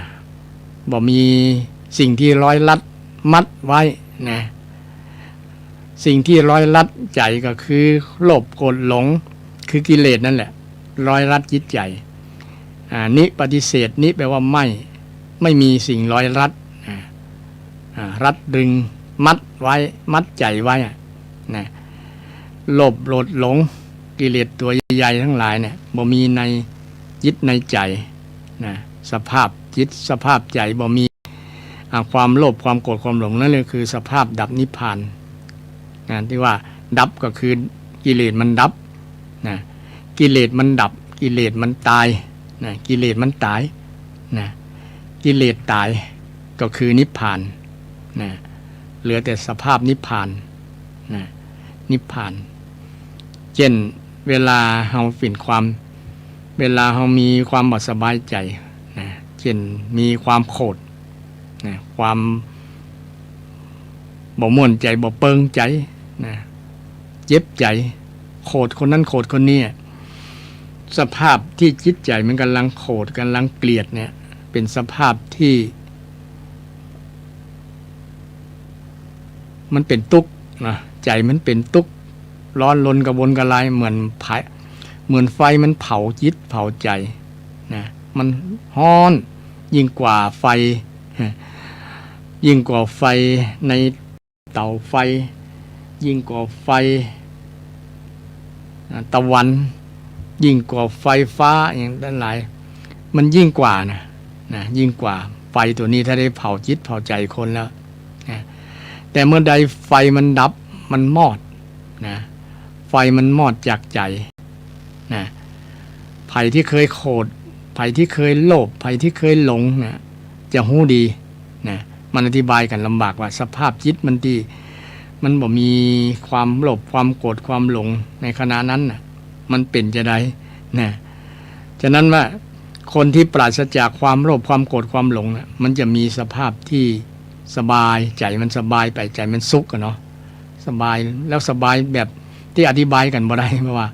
นิพพานเนี่ยนะมันเป็นสิ่งที่เฉพาะตัวเป็นปัจจตังนะคนที่สัมผัสจะรู้เองคนที่ได้จะรู้เองนะอธิบายกันบ่ได้นะนิพพานฉะนั้นมรรคมีองค์8นึงเป็นหนทางที่จะเข้าไปสู่นิพพานเข้าไปสู่ความดับทุกข์นะเช่นเรามีปัญหาอย่างต่างๆปัญหานั้นดับนั่นแหละคือสภาพนะนิพพานนะสภาพนิพพานเป็นนิพพานของคฤหัสถ์ของชาวบ้านก็ว่าได้เนาะถ้าอู้เรื่องชาวบ้านแต่นิพพานของตุเจ้า ของพระอริยสงฆ์เนี่ยคือดับทั้งกิเลสดับทั้งนะเบญจขันธ์คือร่างกายและจิตใจมันดับดับมันดับแล้วบักเกิดเห็นละบักเกิดมาเป็นคนเห็นละจบกันนะเมื่อบักเกิดกับบ่มีแก่บ่มีเจ็บบ่มีตายบ่มีเก็บบ่มีตายแต่เมื่อยังเป็นคนมนุษย์ชนคนอยู่เนี่ยก็ต้องพัฒนาถึงจุดนั้นนะแต่พัฒนาถึงบ่ถึงจุดอริยบุคคลเอานิพพานชิมลางนิพพานของชาวบ้านนี่ก็ถือว่าดีละเราศรัทธานิพพานเช่นเรากำลังบ่ม่วนใจคิดปุ้งซ่านคิดบ่พอใจคิดเคืองคุณนะขณะนั้นเฮากำลังตกอยู่ในความทุกข์นะเฮาจะจะได้ให้ใจที่กำลังเคืองขุ่นกำลังบ่ม่วนเนี่ยให้มันหายนะก็ด้วยวิธีมรรคมีองค์8นะอย่างน้อยก็เจริญสมาธิภาวนานะเจริญสมาธิเจริญสตินะจนหันตัวทุกข์ตัวกิเลสนะจนหันตัวกิเลสแล้วก็ทำลายกฎตัวกิเลสด้วยปัญญาที่รู้ว่านะร่างกายกับจิตใจของเฮาเนี่ยบ่มีตัวจริงบ่มีตัวจริงมันก็เลยบ่มีตัวทุกข์ไงเพราะว่าบ่มีตัวเฮาแล้วล่ะมันก็หลุดพ้นจากความทุกข์ได้ด้วยปัญญาที่รู้ว่าบ่มีตัวเฮา บ่ใช่ตัวเฮาบ่ใช่ตัวเฮาจริงร่างกายกับใจเนี่ยที่เราสมมุติว่าเป็นเฮาเป็นเขาเนี่ยนะมันบ่จริงๆมันเป็นธรรมชาตินะอันนี้เป็นความละเอียดอ่อนเรื่องธรรมะที่พระเจ้าได้สอนไว้เกี่ยวกับเรื่องความเป็นอนัตตานะความเป็นอนัตตานะสภาพธรรมที่เป็นนิพพานนะนิพพานเป็นเป้าหมายของชีวิตทุกคนนะคือดับปัญหาดับความทุกข์ใครที่สามารถดับความทุกข์ได้หัวตัวเก่ามีปัญหามีนั่นอยู่นะก็คนนั้นจะประสบผลสำเร็จในการดำเนินชีวิตเช่นว่าเดี๋ยวนี้มีปัญหาคือบ่มีเงินบ่พอใจเขาก็เอามรรคมีองค์8นี่สามารถดับปัญหาได้คือมีประกอบสัมมาชีพประกอบสัมมาชีพนะ ในประกอบสัมมาชีพนะมีข้อธรรมที่จะนำไปสู่ลดปัญหาเรื่องอาชีพได้เพราะว่าบางครั้งที่เราเป็นปัญหาเรื่องอาชีพบ่มีเงินมีอย่างเนี่ยเพราะมาจากเราบ่มีความเพียรนะบ่มีความขยันนะบ่มีความขยันบ่ปฏิบัติตามหลักธรรมมรรคมีองค์8เลยทำให้เกิดปัญหาฉะนั้นศรัทธาท่านผู้ฟังทั้งหลายนะก็ เมื่อเรารู้จักจากคำสอนของพระพุทธเจ้าพระพุทธเจ้าสอนเรื่องอริยสัจสี่นะเนาะทุกข์สมุทัยนิโรธมรรคทุกข์คือปัญหาสมุทัยสิ่งที่ทำให้เกิดปัญหานิโรธตัวดับปัญหาหรือว่านิพพานที่ยีได้โอเรื่องนิพพานนิโรธกับนิพพานเป็นชื่อเรียกแทนกันเป็นไวยพจน์คุณไวยพจน์นะห้องแทนกันเรียกแทนกันได้เรียกชื่อจะเรียกนิพพานก็ได้นิโรธก็ได้นิโรธแปลว่าไม่มีเครื่องเสียดแทงนะบ่มีเครื่องเสียดแทงอันอย่างเครื่องเสียดแทงก็คือกิเลสมันมาเสียดแทงมาทิ่มแทงจิตใจมาเบียนมาคุยนะจิตใจของเราบ่คือเป็นอิสระจะมาบีบมาบังคับนี่เปิ้นฮ้องว่าเสียดแทงนะกิเลสเสียดแทงมันทั้งเสียดทั้งแทงเลยนะแทงที่ใดก็เจ็บตัวเมื่อนั้นเจ็บกายเจ็บใจเมื่อนั้นนะเพราะว่ากิเลสมันเป็นเหตุทำให้เกิดความทุกข์นะฉะนั้นไผบ่มีกิเลสมาเสียดแทงจิตใจคนนั้นก็ถือว่านิโรธนะไม่มีเครื่องเสียดแทงนะก็คือบ่มีกิเลสมาเสียดแทงจิตใจนะนิโรธเนี่ยนะนิแปลว่าไม่นะปฏิเสธแปลว่าไม่มีนะแปลว่าไม่มีนิแปลว่าเข้าก็มีนะเข้าก็ได้นะไม่มีก็ได้นะนิตัวเนี้ยนอนหนูสระอีเนี่ยศรัทธาภาษาบาลีเข้าแปลว่าลงก็ได้นะลงออกก็ได้นะนิโรธสมาบัติเนี่ยเข้าสมาบัตินิโรธสมาบัติออกจากสมาบัตินี่นะ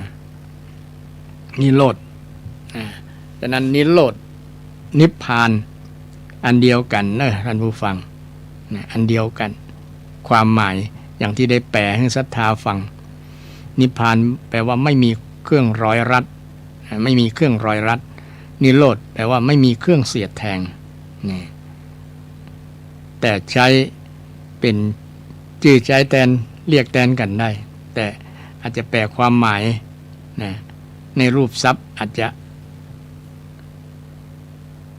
ต่างกันพ้องแต่ว่าความหมายคือบ่มีกิเลสนั่นเองหมดกิเลสดับกิเลสตายนั่นแหละกิเลสมันตายความโลภตายความโกรธมันตายนะความหลงมันตายนะความหลงมันตาย เนี่ยจะได้คือกิเลสมันตายก็ดำเนินตามมรรคมีองค์8นั่นนะตราบใดกิเลสยังอยู่มันก็ยังสร้างปัญหายังเป็นทุกข์อยู่นั่นแหละ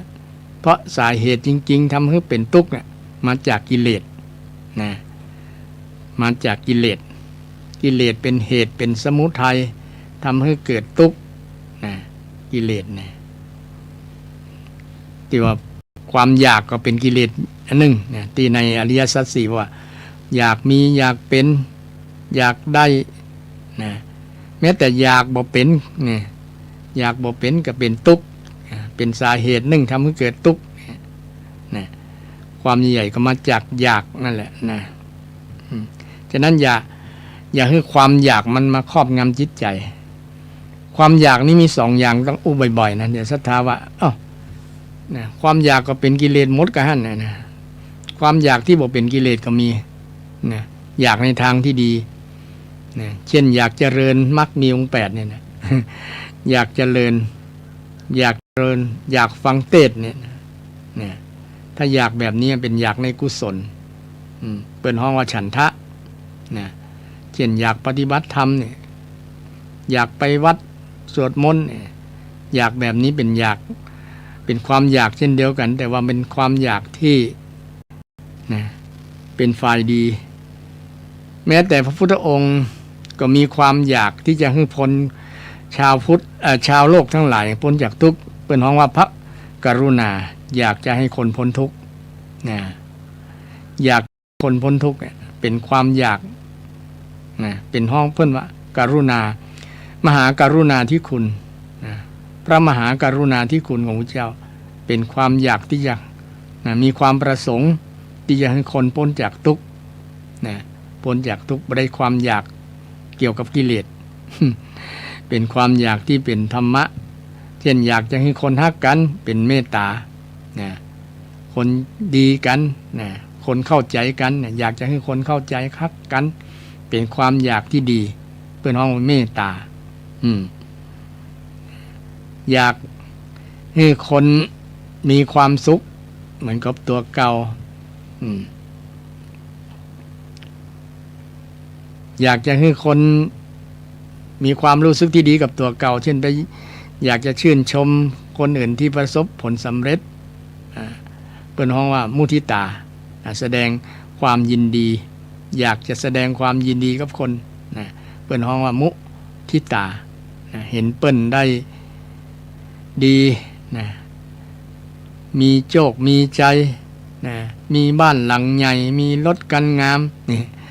เอาก็ไปยินดีกับเปิ้นโอ้เป็นคนมีบุญมีกุศลนะลูกหลานเปิ้นดีเนาะเปิ้นทำการทำงานอย่างมั่นคงมีฐานะร่ำรวยเอาก็ไปยินดีกับเปิ้น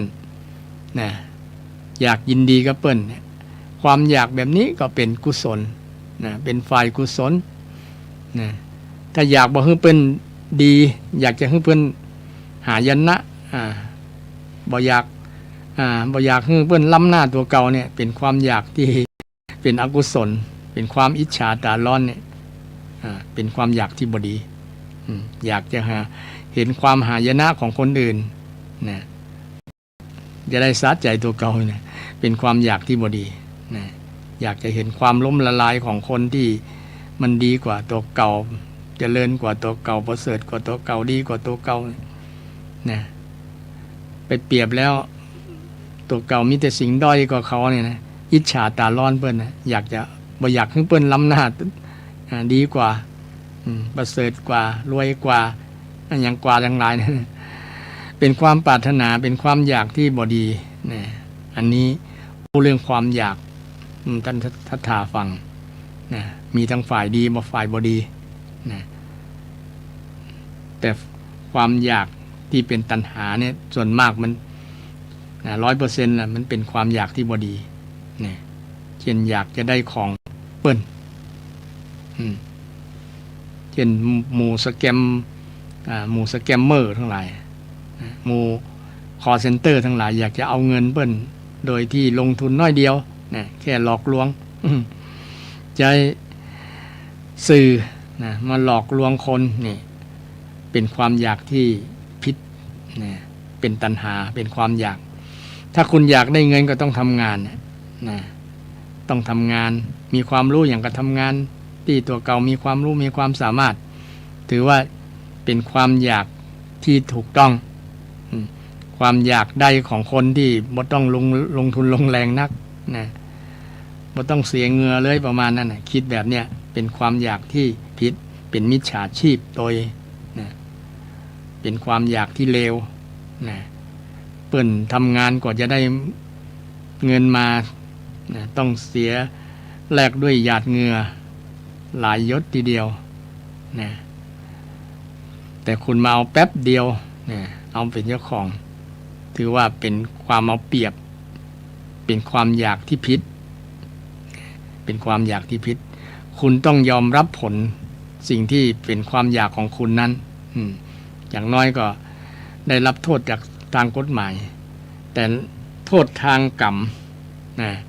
อันนี้คุณต้องรับโดยตรงรับกับ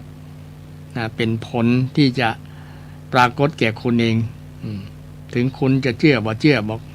มันฮื้อผลฮื้อผลเพราะว่าคำสอนนักพุทธศาสนาสอนให้ เชื่อเรื่องกรรมก็คือการกระทำทุกอย่างมีผลกรรมอู้ก็ดีการกระทำก็ดีความคิดก็ดีเนี่ยมีผลทั้งนั้นมีผล ถึงใครถึงไผจะบ่เชื่อก็ตามว่ากรรมมีบ่มีก็ตามนะจะเชื่อบ่เชื่อก็บ่ขึ้นอยู่กับความแต่มันเป็นความจริงว่าทำแล้วมีผลนี่ในหลักคำสอนพระเจ้านะทำแล้วมีผลทำชั่วก็มีผลเช่นกันทำดีก็มีผลแต่ผลมันต่างกันนะถ้าทำชั่วเนี่ยผลของความชั่วก็จะตอบสนองคนทำชั่วทำดีผลก็จะเกิดกับคนทำดีนะกับคนนั้นนะแน่นอนนะต้องสองคนนะที่พระเจ้าได้ตรัสไว้ว่าการสั่งสมดีนะการสั่งสมบุญนะสุขโขปุญญสสะอุจโยการสั่งสมบุญนะการสั่งสมบุญคือการทำบุญนะเป็นเหตุนำมาซึ่งความสุขนะผลมันเกิดสุขนะผลมันทำให้เกิดความสุขการสั่งสมบาปนะทุกโขปาปัสสะอุจโยการสั่งสมบาปเป็นเหตุนำมาซึ่งความทุกข์นี่อันนี้เป็นพุทธวจนะเป็นคำตัดของพระพุทธเจ้านะเป็นคำตัดเป็นคำสอนเป็นคำอู้ของพระพุทธเจ้าว่าใครทำบุญคนนั้นก็จะมีความสุขใครทำบาปคนนั้นก็จะมีความทุกข์แต่คนส่วนหนึ่งบ่เชื่อนะศรัทธาบ่เชื่อว่าทำบาปแล้วจะมีความสุขบางคนว่ามีความทุกข์ทำบาปแล้วจะมีความทุกข์นะบ่เชื่อนะทำบาปต่างหากมีความสุขนะมันได้สมความปรารถนาได้เงินได้ทองได้อย่างต่างๆบางคนคิดแบบนั้นก็มีนะแต่คิดแบบละเอียดเหมือนทางพุทธศาสนาแต่เมื่อผลลัพธ์ที่เขาเจอแล้วเขาถึงจะนะห้องว่าโอ้ถ้าหูจะอีจะบ่ทำเลยเนี่ยมันเป็นลักษณะนั้นคนส่วนหลายจะรักจะแต่บางคนถึงแม้ได้รับโทษทางโลกทางอย่างนะเช่นยับไปเข้าคอกแล้วก็ยังบ่เชื่ออยู่นะยังทำเพราะว่าอันนั้นเป็นกรรมของเขาเนาะเป็นกรรมที่ยังมีอย่างมาบังอยู่นะมาบังบ่คือเขาหันนะบ่คือเขาหันแต่เมื่อเขาได้ผลทุกข์ร้อนแสบร้อนจริงๆเกี่ยวกับการทำกรรมทำบาปกรรมแล้วนะเขาถึงจะยอมนะเช่นไปตกนรกไปอย่างต่างๆอันจริง บ่ต้องถึงขั้นอนาคตหรือว่าชาติหน้าหรอกแค่ชาตินี้เขาก็ได้สัมผัสเรื่องการพิสูจน์แล้วว่าการทำดีโดยเฉพาะการคิดดีเนี่ยการคิดดีเป็นเรื่องการกระทำทางจิตใจเนี่ยเป็นผลขณะที่เขาคิดเนี่ยเขาสามารถพิสูจน์ได้เลยนะเขาสามารถพิสูจน์ได้ด้วยการคิดของเขานี่แหละนะเขาลองคิดดีเนี่ยมันผลต่างจากคิดบ่ดีทันทีนะอันนี้พิสูจน์ได้เลยเช่นคิดจังคนเนี่ยกับคิดฮักคนนะคิดเมตตาคนกับคิดจังนะคิดโกรธคนเนี่ยมันเป็นผลต่างกันแน่นอนแล้วก็ได้ผลเหมือนได้ผลคนละอย่างแต่ได้ผลนะต่างคนต่างได้ผลนะผลต่างกันนะคนคิดดีก็สบายใจนะนอนก็รับกินก็ล้ำนะแล้วก็มีผลหลายๆอย่างกับจิตใจดีนะจิตใจสบายนะบ่ต้องวิตกกังวลอย่างตรงกันข้ามคนที่คิดบ่ดีเนี่ยนอนจะบ่ค่อยรับนะคิดเมื่อใดก็หันหน้ากับคนที่จังนั่นแหละนะจะหันหน้าคนนั้น นั่นมันผลเกิดขึ้นขณะคิดเลยนะจิตกับวุ่นวายอยู่กับเรื่องเนี้ยนะจังหน้าอีนั่นจังหน้าคนนี้นะมันบ่หายไปเลย เนี่ยมันผลขณะที่คิดเลยแหละมันต่างกันโอ้จิตใจวุ่นวายเนี่ยจะทำให้มันสะใจนะจะทำให้มันล้มละลายจะทำให้มันหายนะเนี่ยคิดหาทางแล้วต่างกันคนที่มีจิตเมตตาจิตฮักจิตปรารถนาดีเนี่ยอยากจะสบายนะบอกคิดกังวลวิตกอย่างนอนสบายกินก็ล้ำรับก็ม่วน รับก็ม่วนเนี่ยลองสังเกตใจเฮาท่านผู้ฟังทั้งหลาย นะเวลาเราคิดบ่ดีกับไผเนี่ยมันจะเป็นผลบ่ดีกับเราเป็นผลร้ายถ้าเราคิดดีกับคนอื่นสิ่งอื่นเนี่ยก็มันจะเข้าลักคำสอนพระพุทธเจ้านะคิดดีก็ดีใจก็ดีกำอู้ก็จะดีนะเพราะว่ามันมาจากใจเนาะกำอู้การกระทำต่างๆเนี่ยมาจากใจทั้งนั้นฉะนั้นเรื่องเกี่ยวกับเรื่องการกระทำนะการกระทำรักกรรมทางพุทธศาสนาสอนให้คนเฮาได้ประจักษ์ได้รู้จริงเนี่ยและสามารถพิสูจน์ได้บ่ต้องรอชาติหน้าชาติไหนเรื่องผลนะผลของการกระทำเนี่ยที่ว่าทำดีหรือว่าทำบุญเนี่ยนะทำบุญทำดีคือทำบุญคนเมื่อเรื่องบุญแล้วศรัทธาก็อาจจะเข้าใจเฉพาะทำบุญกับตัวเจ้าอย่างบุญนะจริงการทำบุญเนี่ยทำได้ที่เราได้ รัก3อย่างใหญ่ๆมันก็ศรัทธาท่านผู้ฟังเนี่ยเช่นการฮื้อเนี่ยการฮื้อก็เป็นการทำบุญอย่างฮื้อสิ่งของฮื้อเงินฮื้อทองฮื้อปัจจัยอันนี้เป็นการอามิสทานฮื้อสิ่งของเนาะเกี่ยวกับที่มันยุบมันกรรมฮื้ออาหารการกินฮื้อที่อยู่อาศัยหมู่นี้เนี่ยเป็นการฮื้อแบบรูปธรรมที่จับต้องแต่การฮื้อสิ่งที่บ่เป็นรูปธรรมเป็นนามธรรมเช่นการฮื้อความรู้สึกที่ดีๆต่อกันนี่ความรู้สึกที่ดีๆความรู้สึกที่ดีๆก็คือความเมตตาเช่นคนที่อาจจะมีการทะเลาะเบาะแว้งกันการพิษหัวกันเนี่ยเนาะอภัยให้กันเนี่ยความรู้สึกดีๆต่อกันเกิดขึ้นนะบอกเกลียดชังกันละนะยกโทษโปรดอโหสิกรรมยกโทษให้กันอภัยให้กันเพื่อนน้องว่าอภัยทานนะให้สิ่งที่ไม่น่ากลัวให้สิ่งที่ไม่น่ากลัวก็คือให้คำโอที่ดีให้รอยยิ้มนะให้ใบหน้าที่ให้สายตาให้มันซื่อตรงต่อกันนะสายตาที่เป็นว่าสายตาที่จริงใจต่อกันนะบางคนมันมีแววตาสายตาต่างกันหรอกคนที่บ่ปรารถนาดีมันก็ต่างกับคนที่ปรารถนาดีนะแววตาสายตานะสายตามันฟาดฟันกันได้ นะถ้าเราความรู้สึกที่ดีๆต่อกันเนี่ยมันก็เป็นการฮื้ออย่างหนึ่งเนาะเป็นการฮื้ออย่างหนึ่งเป็นว่าเป็นการทำบุญเช่นคิดดีต่อกันเมตตาต่อกันเป็นการให้โดยที่บ่ต้องลงทุนบ่ต้องเสี่ยงสตางค์แต่มันได้ผลดีนะได้ความสุขนะเป็นผลนะมีความสุขทั้งคนฮือและสุขทั้งคนรับนะคนได้รับความรู้สึกส่วนนี้นะเขาก็รู้สึกสบายใจนะศรัทธาลองสังเกตเวลาเฮายกโทษอภัยให้กันคนนั้นก็รู้สึกว่าดีกับเฮานะแต่ถ้ายังบ่ให้น่ะ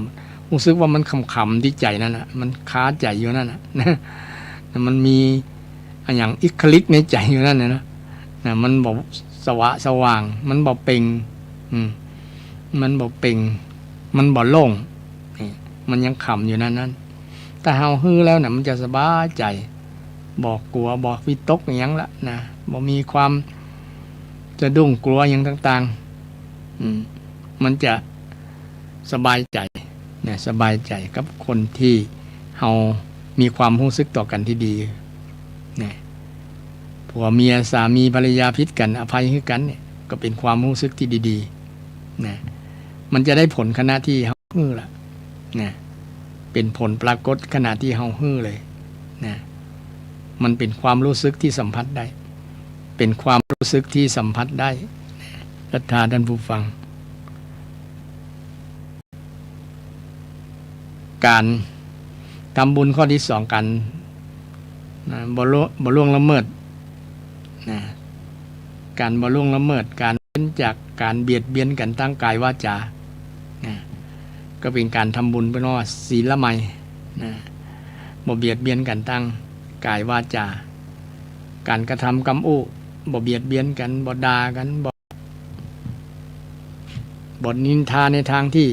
นะบ่ด้อยค่ากันนะสิ่งเหล่านี้นะเป็นสิ่งที่ทำบุญแล้วได้บุญนะได้บุญได้ความสุขนะได้ความสุขคนเราถ้ารักษาศีลถ้ามีการระมัดระวังสำรวมการสำรวมชื่อว่าศีลนะการระมัดระวังบ่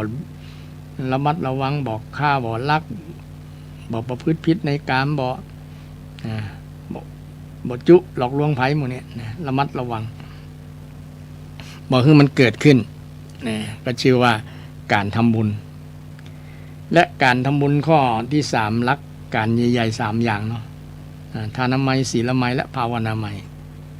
เป็นการทำบุญที่ถือว่าสูงสุดในบรรดาการทำบุญทั้ง3เนี่ยทานามัยศีลมัยภาวนามัยภาวนามัยนี่ได้บุญนะภาวนาแปลว่าการพัฒนานั่นเองแปลว่าการทำให้มีให้เป็นหมายถึงการพัฒนาอย่างพัฒนาจิตใจที่ว่าแปลว่ามีให้เป็นนะแปลว่ามีว่าเป็นนะก็คือทำให้ความสงบใจทำใจให้เฮาสงบมีในใจนะความสงบที่มีในใจเฮาเนี่ยนะความสงบมีในใจเฮาชื่อว่าภาวนาแล้วนะสงบจากอย่างสงบจากกิเลสนะใจมันสงบจากกิเลสขณะที่เฮานั่งเฮาจะเกยในรูปแบบที่นั่งสมาธิเนาะถามตัวเก่าว่าขณะที่เฮานั่งสมาธินะจิตเฮาสงบจริงก่อนะเฮาคิดอยู่ก่อเฮาจะรู้ดีต้องถามตัวเฮาเนาะบางคนมีการบริกรรมว่าพุทโธพุทโธสักกรรมพุทโธมันหายไปนะพุทโธหายไปแล้วยังคิดเกิดขึ้นมาแทนก็คิดเรื่องนั้นเรื่องนี้สปะอย่างนะมันแวบไปบางครั้งหูมันได้ยินบางครั้งไอ้อย่างมาสัมผัสกายเฮานะนั่งสมาธิอยู่นะเจริญสมาธิอยู่แทนที่จะสงบนะใจมันคิดฟุ้งซ่านไปแล้วนะกายเฮาสงบอยู่นะนั่งนิ่มนี่ก็นะกำอูกำจ่าเฮาก็บ่ได้อูกับไผนิ่มเหมือนกันนะนิ่งแต่ใจมันบ่นิ่งไงนะมันคิดอยู่ทางในเฮาฮู้คนเดียวเฮาแม่นบ่ตาทีนี้นิ่งต้องนิ่งจากนิวรณ์นะสงบจากนิวรณ์นะนิวรณ์ก็คือกิเลสนั่นแหละนะเกี่ยวกับมูโลภกดหลงนี่แหละตะอูตัวใหญ่เนาะนะความโลภความโกรธความหลงอยู่ในใจเฮามีอยู่ก่อขณะเฮานั่งถ้าบ่มีแสดงว่าเป็นสัมมาสมาธิละนะสัมมาสมาธิอยู่ในจิตในใจนะจิตใจเฮาสงบภาวนาก็ชื่อว่าได้ผลจริงนะมีความสงบอยู่ในใจเราจะเจริญเมตตานะเมตตามีในใจความปรารถนาดีความฮักนะมีอยู่ในใจเราก็ชื่อว่าเมตตาภาวนานะมีเมตตาอยู่ในใจคนนั้นก็ชื่อว่าภาวนานะชื่อว่าภาวนานะภาวนาตัวจริงภาวนาเกิดขึ้นจริงกับตัวเฮากับใจเฮาแล้วนะนั่งเจริญกรรมฐานอย่างบางอย่างนะหลายๆอย่างเนาะมันมีสิ่งที่เฮาจะเจริญภาวนานั่นนะสภาวะต่างๆเกิดขึ้นในขณะที่เฮานั่งนะมันจะมีความสงบแล้วก็มีความคิดวิตกตรึกตรองอย่างต่างๆนะเกี่ยวกับองค์ฌานองค์สมาธิองค์ฌานที่ว่าฌาน1ฌาน2ปัทมฌานทุติฌานตติยฌานจตุฌานนะมันก็จะเกิดสภาวะกับบุคคลนั้นสิ่งเหล่านั้นมันมีในจิตในใจขณะเฮานะมีในสภาวะที่เฮานั่งสมาธิอยู่ก็ถ้ามีก็แสดงว่าเฮาเจริญพัฒนาจิตใจเฮาขึ้นไปเรื่อยๆระดับหนึ่งนี่คือการทำบุญนะการทำบุญในทางพุทธศาสนานะถ้าการทำบาปก็ตรงกันข้ามเนาะ เช่นการขี้จิเนี่ยนะ ก็เป็นการทำบาปความจิมีในใจที่ว่ามีบาปในใจนะศรัทธาคนขี้จิขี้ตนีทีเหนียวเนี่ยบ่ฮู้จักฮื้อหันแก่ตัวเนี่ยคนที่ชอบเบียดเบียนเนี่ยก็เป็นชื่อว่าการทำบาปเบียดเบียนคนอื่นยังบ่พอเบียดเบียนตัวเก่าด้วยเช่นกินสุราดื่มสุราเนี่ยเนาะถือว่าเป็นการทำบาปนั่นนะ การทำบาปและก็การคิดที่บ่ดีจะพัฒนาจิตใจที่บ่ดีที่เป็นห้องภาวนาเป็นมิจฉาภาวนาไม่ใช่สัมมาภาวนาเนี่ยก็เป็นบาปเนี่ยคิดโลภคิดโกรธคิดหลงเนี่ยอยู่ในจิตในใจขณะนั่งนั่นแหละสิ่งนี้เป็นสิ่งที่ เราสามารถพิสูจน์ได้ตัวเก่านะเป็นปัจจตังนะเป็นปัจจตังทั้งหมดทั้งมวลที่อู้มาเนี่ยเกี่ยวกับเรื่องคำสอนพระพุทธเจ้าสอนเรื่องความทุกข์สอนเรื่องเหตุแห่งความทุกข์สอนวิธีดับทุกข์สอนสภาพที่ดับทุกข์เนาะอู้ไปมาเวลาหมดเวลาอู้จนเพลินก็ขอนำรายการจากท่านผู้ฟังไปก่อนวันหน้าพุธหน้ามาปะกันใหม่วันนี้ขอเจริญพร